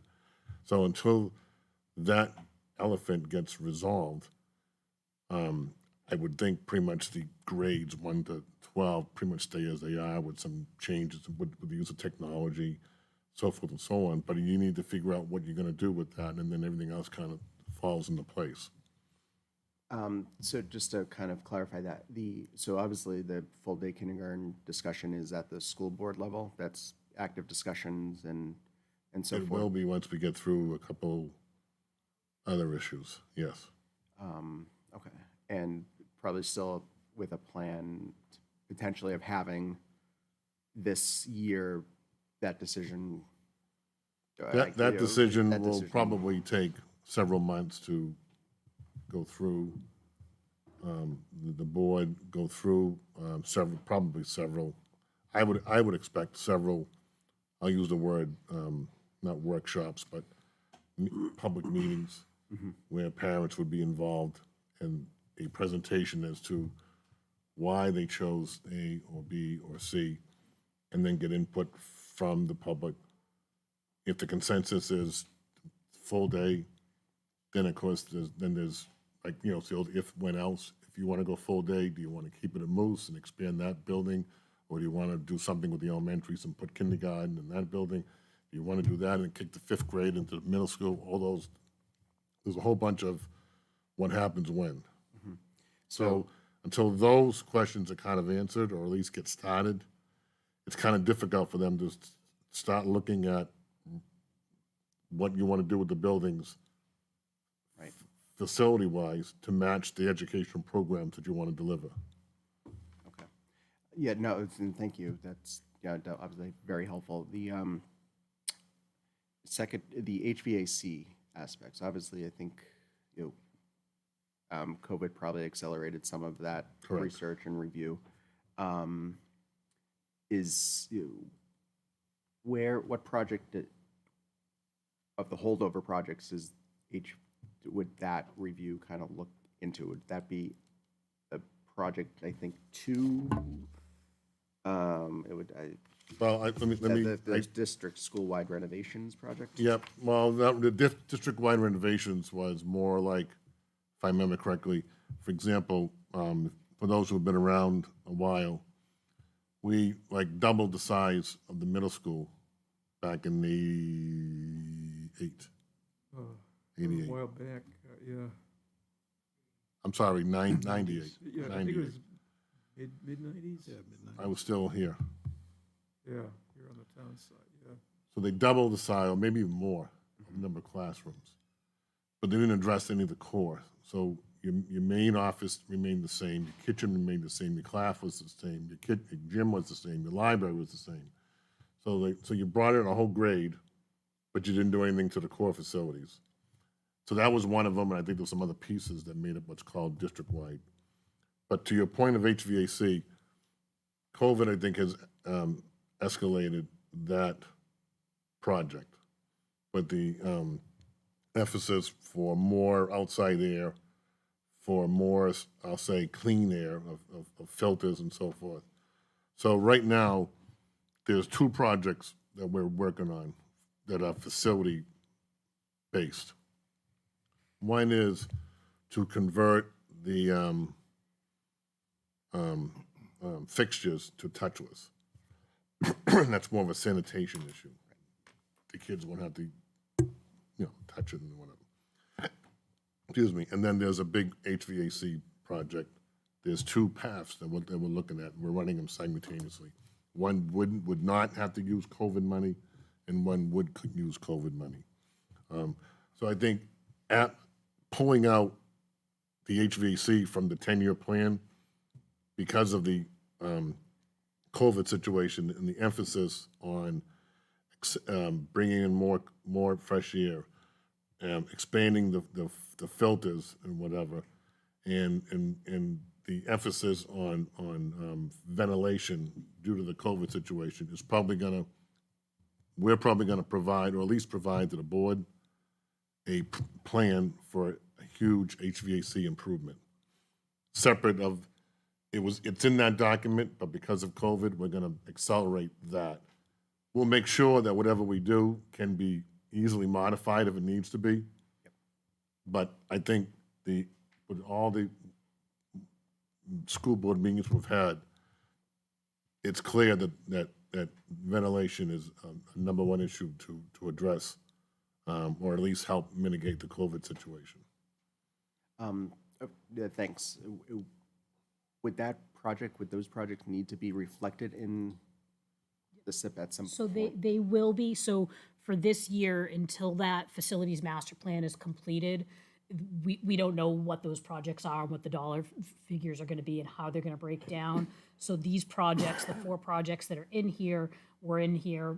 They were carryovers last year. They're actually in the They're CIP 2 years, from 2 years ago. yeah. And so the reason that we're not just saying there is no CIP this year is because we didn't want to give the false impression that all the facilities are fine and everything's good and there's nothing on the horizon. So keeping these sort of as placeholders, we know the projects aren't real, these descriptions aren't real, the numbers aren't correct, because the school district is working on it. And so we didn't want to zero things out and give people the impression that there are no needs, but we can't really define them yet either.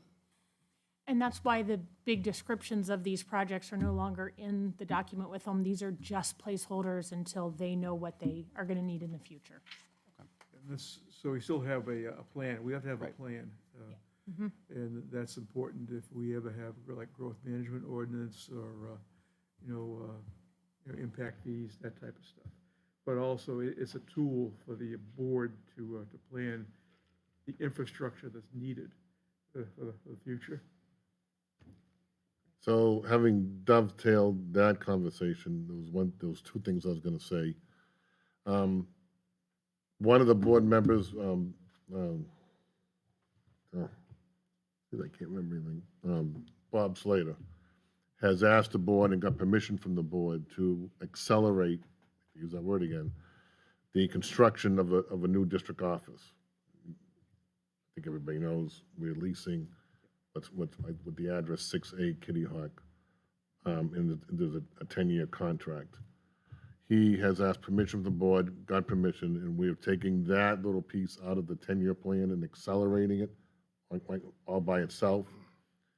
And the idea, the hope is that we can fast track this with LBA. What LBA is Lanier, LaValle, Bernier Associates, which is the architects, along with Trident, and have a structure and a plan and a funding in place for this March vote to construct a 2-story, right over here, we kind of left the window, kind of coming back, 2-story district office that would kind of mimic what it looks like here. So if somebody looked outside, you'd hopefully not know that this was an add-on to the building.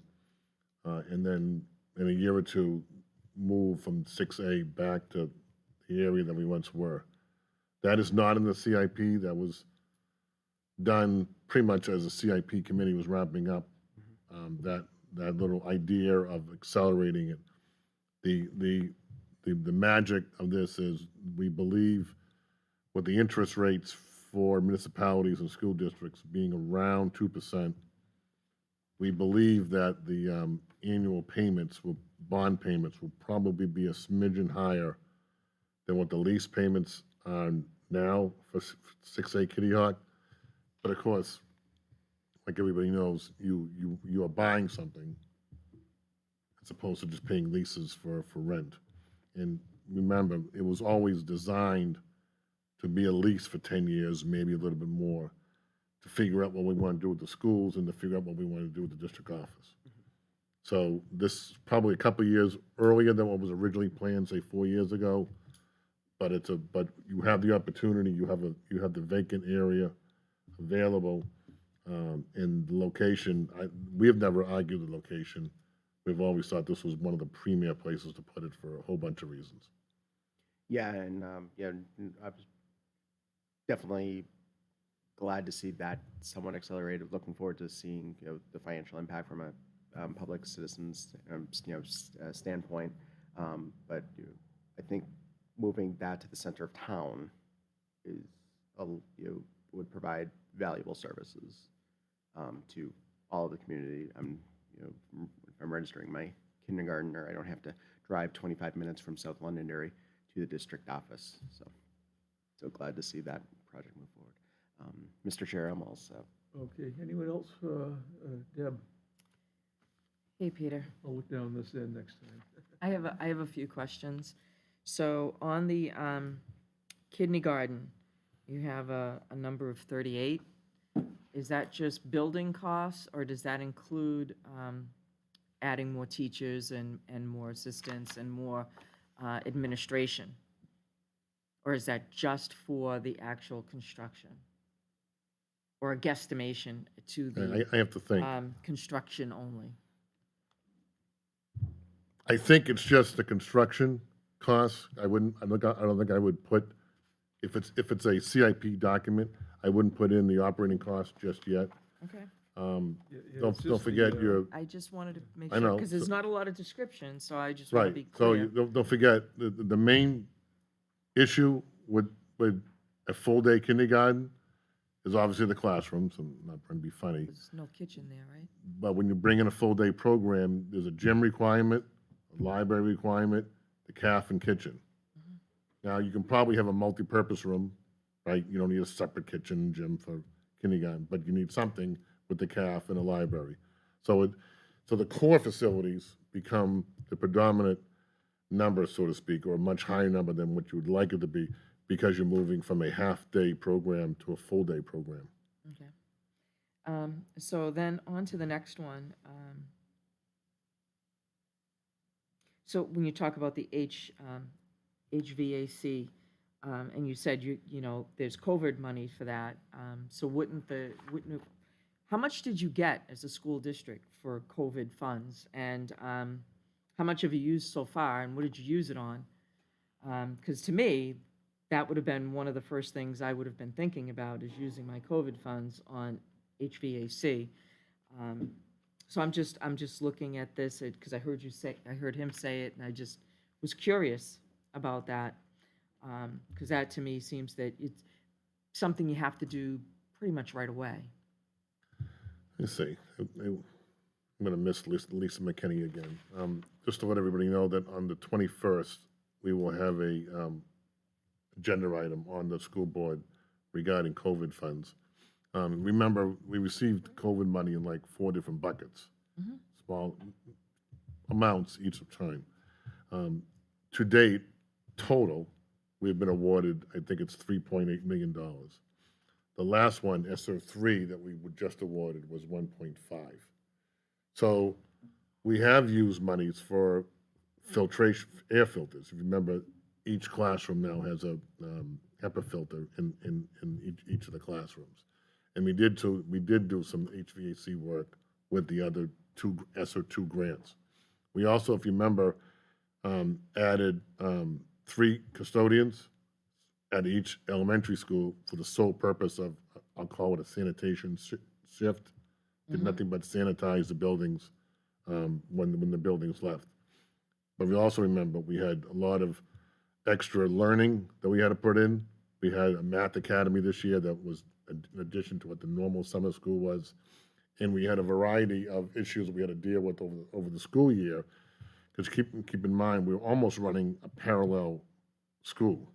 I understand. So there were some costs dealing with that, I not was just just trying to get facility. a fix on how much of the HVAC you've already done and what more needs to be done, and I'm just looking for that comparison. We're about. And I know this isn't a we're about- budget We're about a meeting, week so- short of being able to identify, or 2 weeks short of identifying what the HVAC project will look like.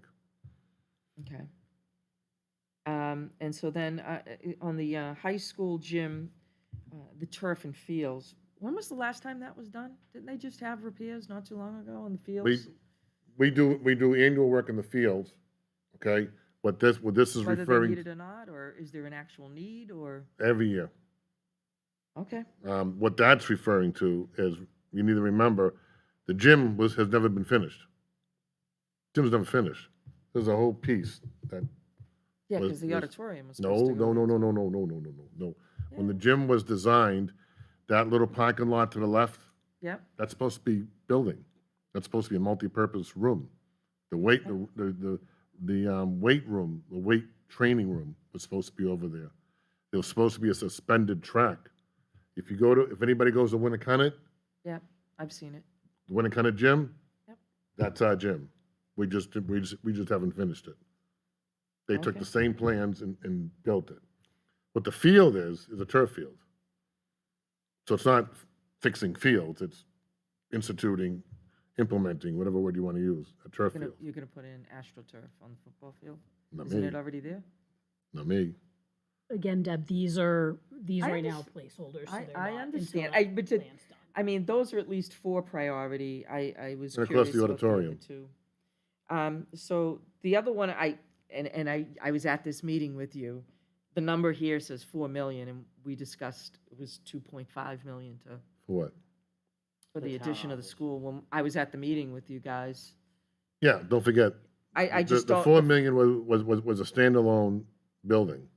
Okay, with- so will that with- number be changed on here? It will be. To reflect Yeah, that? you'll have that number no later than January 11th. So it won't be changed in this CIP that at this point, the committee has made a recommendation recognizing, as is written in here, that all of these projects are placeholders. So the descriptions and the numbers, we know are not real until we get that information from the school district. So But you'll get a real number, a different number by January 11th. Okay. Well, I appreciate you answering all of those questions for me. Yeah, and probably it'll go into next year's plan. 'Cause Yeah. We do this on Yes. a Yes. yearly. Yeah, Yep. no, I know. Yeah, Um, and I think by the time next year, there'll be much more definitive and detailed what the 10-year master plan will look like, at least the first few years. And so my last question has nothing to do with you, but it has to do with the population build-out. Mhm. I'm struggling with where we got that number, how we're gonna deal with that many more people on the road in our towns that are already suffering with unbelievable traffic issues. That 13,000 more people is a huge number, and there is no way to fix that infrastructure at this moment in time. that's from the master plan.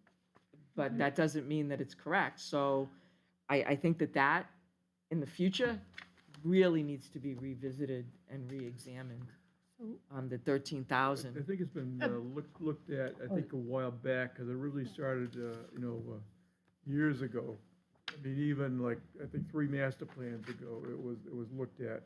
That number has come down from what it used to be. Well, But it's the available land that we have. It's all based upon the available land that we have and what can be developed. Well, and my fear is that you have people coming in and saying, but this is what you said you wanted to build out, so this is what you should build out because it's in the master plan. Doesn't mean it's correct anymore. I mean, I was on the last 2 master plans, No, and that was an issue. It's not in the master plan, it's taken from the master plan, it's in there. I understand that. Art. I'm just saying, I think the number really needs to be re-looked at, because getting to that 37,000 people in this town, that's more than Derry. And that's not, so that number from the master plan is not a goal to reach. That is based on Based the on zoning that was usable in place land, at that and time. I totally understand what all the of max that, what you're projection saying, but was. how many times have we heard people come in here and say, but it says in your master plan, this is what we want to do? Those numbers are not in I the think it's master clear, plan. it doesn't say in the master plan that we want to achieve a population of 37,000, or that's No, but it not- says you can't handle. It doesn't say you can handle It that does- either. Master Nope. plan doesn't even say that. Nope. I'm gonna have to go back and look. I could have swore it had it in It's, there. it's, But I'm concerned is just even seeing it in here. I really am, because I think the population, not that it wouldn't be wonderful to have all that money in taxes, I guess, but I don't think that our infrastructure, our water, our roads could handle that increase Well, at that- all. That's the purpose of that, because what it says is what we'd have to add for infrastructure to handle that. If we can't handle it, then it can't, that population cannot be achieved. Okay, That's a town council question. all right. I'll say it. I don't have a problem. I'll say it to town council. I looked at it and was like, I'm looking at population build out, and I was reading it, and it seemed to me that that was where we wanted to be. Yeah, that's where policy starts, is with the town council. Okay, thank you. Deb, don't ever say we never agree, because I agree with you. Thank you. That didn't have anything to do I've with me. never said we didn't. We do I know, every now but and it- then. but which that is had nothing to do with me. moon. You gotta keep track of that when you agree. Wow. Okay, any more questions Sorry. from this end here? Nope, I think Nope. that's it. How about this end? Roger? You're talking about the Moose Hill School, which I'm very familiar with because my wife works there. When you're planning on. Hey, we have something in common. Oh, well, okay, good. That was built originally to have a second floor. Is that what you're looking at to expand, or? It was built to be a middle school. If you go in the corridors are, Yeah. it was built to have the lockers in the hallways.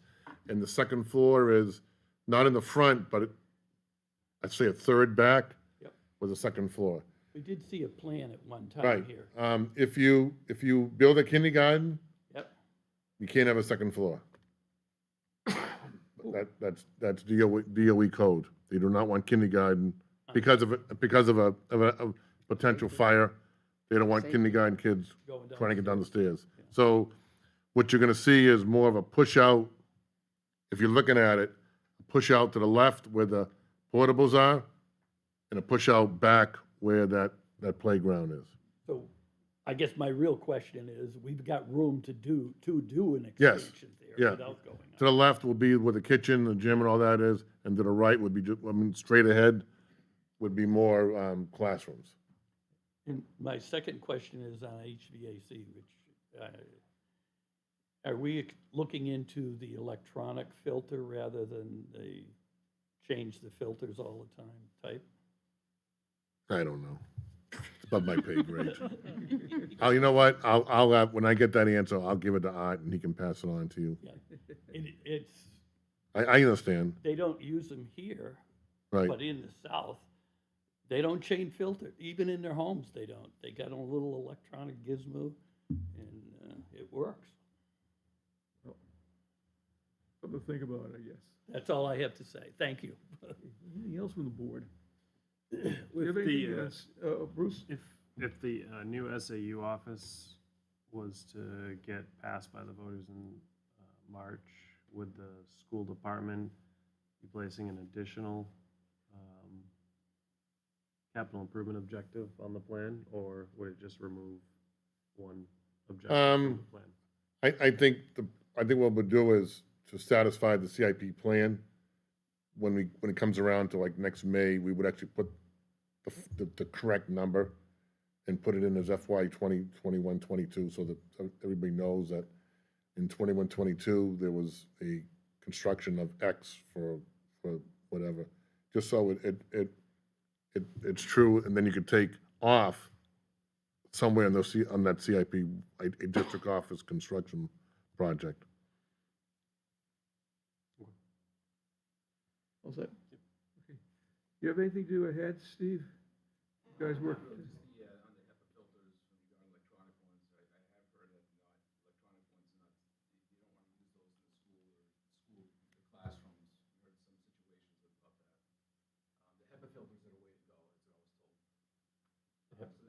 That's what, Just from buying them, we actually bought the same with our company I work with, we bought the same units that are in the classrooms.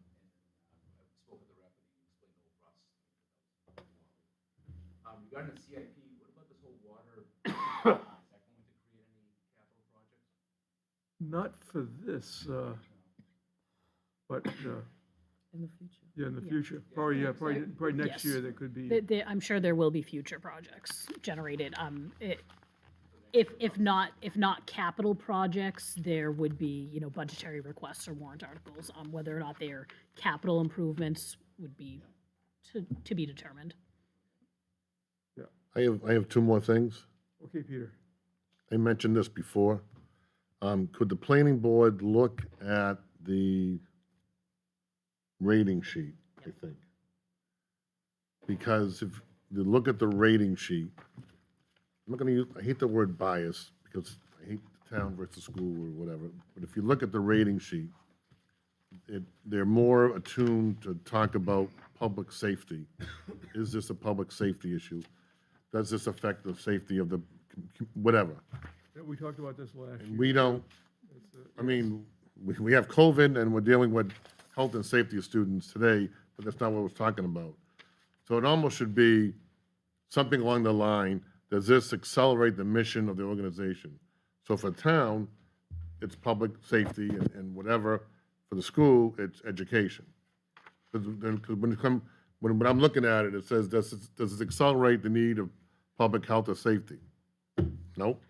So I don't want to say that school gets screwed out of points, but I got to put 0 because It's really a different. whereas if you said, does it meet the health and safety, whatever, or the educational of the school, I can put in, it's a 4 or a 5 or whatever the number is. I'm just saying going forward, just to make it somewhat even. So if it's the mission, the core mission of the town, it should be the core mission of the school district. Yeah, I think we understood, because I know we talked about it Right. last year at this time also. And I think since everything's just carried over, and nothing's really changed, I think we've got to, take a look at the sheets that go out to the respective departments and boards, committees and everything, looking for the capital projects. And the reason why I bring it up, Mr. Chairman, this is my last one, Yes. and I want to thank you personally for all the years. Oh. You're welcome. We worked at this together. We've known each other and worked together for 30 years. Yeah, because Peter used to be the finance director for the town side before the school side. I've known Peter for, oh my God, it must be 35 years at least. Yeah. So, one of my things as I'm leaving is to clean up some of the stuff. So if the board could take a look at that, so the new, whoever's here next year, Yeah. Good you reminded us, because all of a sudden when you start talking about it, am I good? Yep, we'll be having a public hearing on this on October 6th. Yeah, I have it. Yep, so we'll be redoing this and we'll get public input at that time. Thank you. Thank you, Peter. Appreciate the hard work. Over the years. Okay, you have one more thing. And hope you noticed the 2020 census numbers that are in the CIP. Yeah, let me get to the right page here. This is a growth update memo. Colleen. Yep, so this is just very briefly under other business. So in the past, and you do have this memo on your screens, I'll follow up by emailing it to you folks. So in the past, when we had a growth management ordinance in place, there was an exercise we went through annually to compare the growth in Londonderry versus surrounding communities, which was at that time to determine if the growth management ordinance would be triggered and building permits would be restricted. That's been off the books for at least 3 years now. So what we have done, though, is provide the planning board just with an update on the number of residential building permits, what's been happening in Londonderry versus surrounding communities. So so these numbers are looking back to the 2020 calendar year. So in that year, there were 123 new residential dwelling units constructed in Londonderry. So that's the total of new dwelling units, including accessory dwelling units, minus any residential demolition permits. So 123 new units. Unlike previous years, in this instance, 97 of those were for new single-family residents. 6 were for two-family residential units, and 15 were accessory dwelling units. There were no permits for multifamily residential dwelling units in 2020. There were permits issued in prior years for some of the other existing multifamily, but there were no new multifamily residential permits. So those 123 permits in 2020 were really driven by Cross Farm, Catesby Lane, Lorden Commons, new single-family development in Londonderry. So the growth rate was a slight reduction in 2020 from the previous year. We're at 1.25% versus the preceding periods. The residential rate was 1.49%. Compared to surrounding communities, Litchfield and Auburn had slightly higher rates of residential growth in that year. Other communities were quite a bit lower than Londonderry, but we're still high, but are we're seeing a downward trend in 2020. I guess it's 1 year. I won't say 1 year as a trend. We'll see what 2021 brings us, and we'll report back. But I'll forward this memo, and if anyone has questions, we'll be happy to follow up. Yeah, we're under a 6-year moving average anyway, so Yeah. that's a good sign. I mean, things are slowing down. And who knows what the price of housing is, how that's going to factor into I mean, things. everyone just sees anecdotally the housing market is insane right now. There's no other way to describe it. So the cost of housing, the inventory is just Shortage of labor, so- shortage of materials, and which is affecting a lot of businesses. So it's who knows what this next year will bring. But we'll report back. We're still in COVID times, so anything can happen. Colleen, could you tell me how many demo permits were given out last year? I would need to look at. I say maybe it's less than 10, maybe 5 to 7, but I would need to check that and see. I can follow up with you, Ann, and let you know what that is. The number's in the town report, but I can verify that. Okay, just because there's no demo delay committee meeting anymore. Yeah, and so any of those demolition permits, the demolition delay still is in effect. So if it is a historic structure, if it's of a certain age, that demolition delay still is in place. So there, as to my understanding, there were no permits that required demolition delay that were issued. If a residential structure that's built in 1980 is demolished, there is no demo delay, but a permit is issued. Okay, thanks. Well, the demolition delay committee, I know. Sue Judry. Because I know Sue Jodry, I think, is on it. I think it's, as far as I know, it was, there is no more. That's, I was wondering That's if one administered through the could be building started. department, so I'm not aware it's part of of the building the department. committee composition or what the requirements are.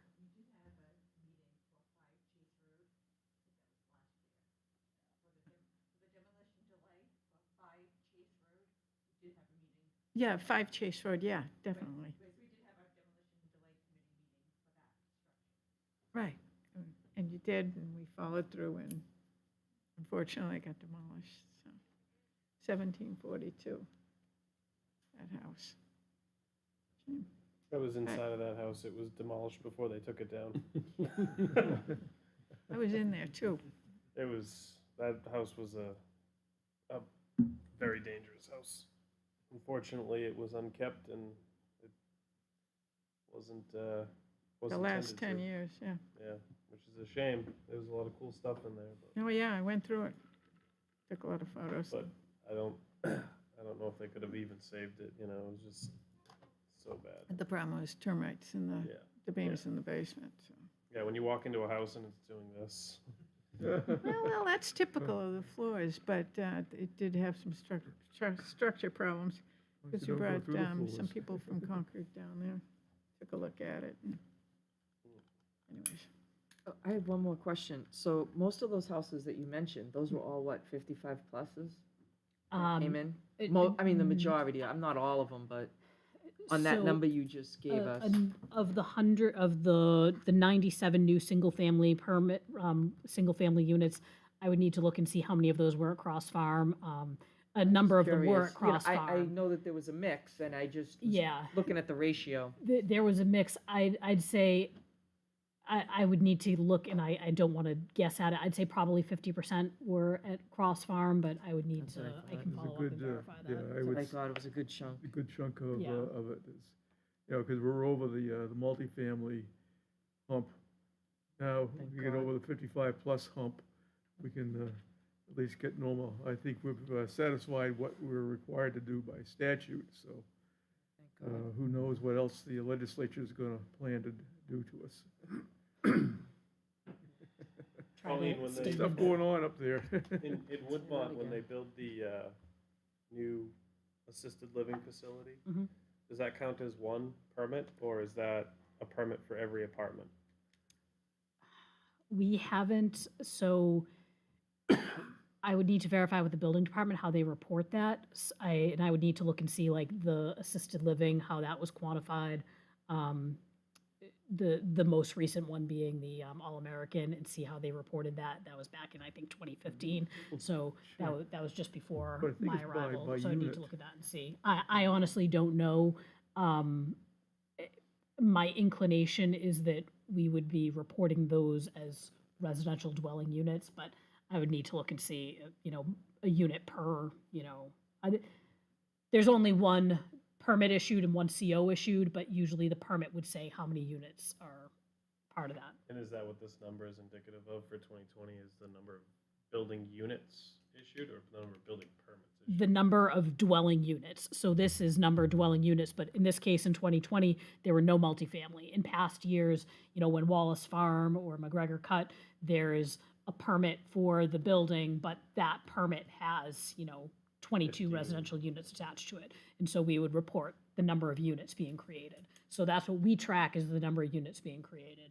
So, and I'll verify if, for consistency with past practice, how we handled All-American Assisted Living, and we can certainly just report it out to the board separately so that you're getting the full details. I don't want to overinflate the numbers, but I also don't want it to seem like we're underreporting the number of new units created in town. Sorry for everyone was referenced back, I'd say 83, 84, 85. Those were over 400. So you can see what the rate of growth was, mid-80s. It was off the wall. That's why we developed a growth management ordinance in 1988. Wasn't Woodmont supposed to be like 15 or 17,000 people at full build out for 20 years?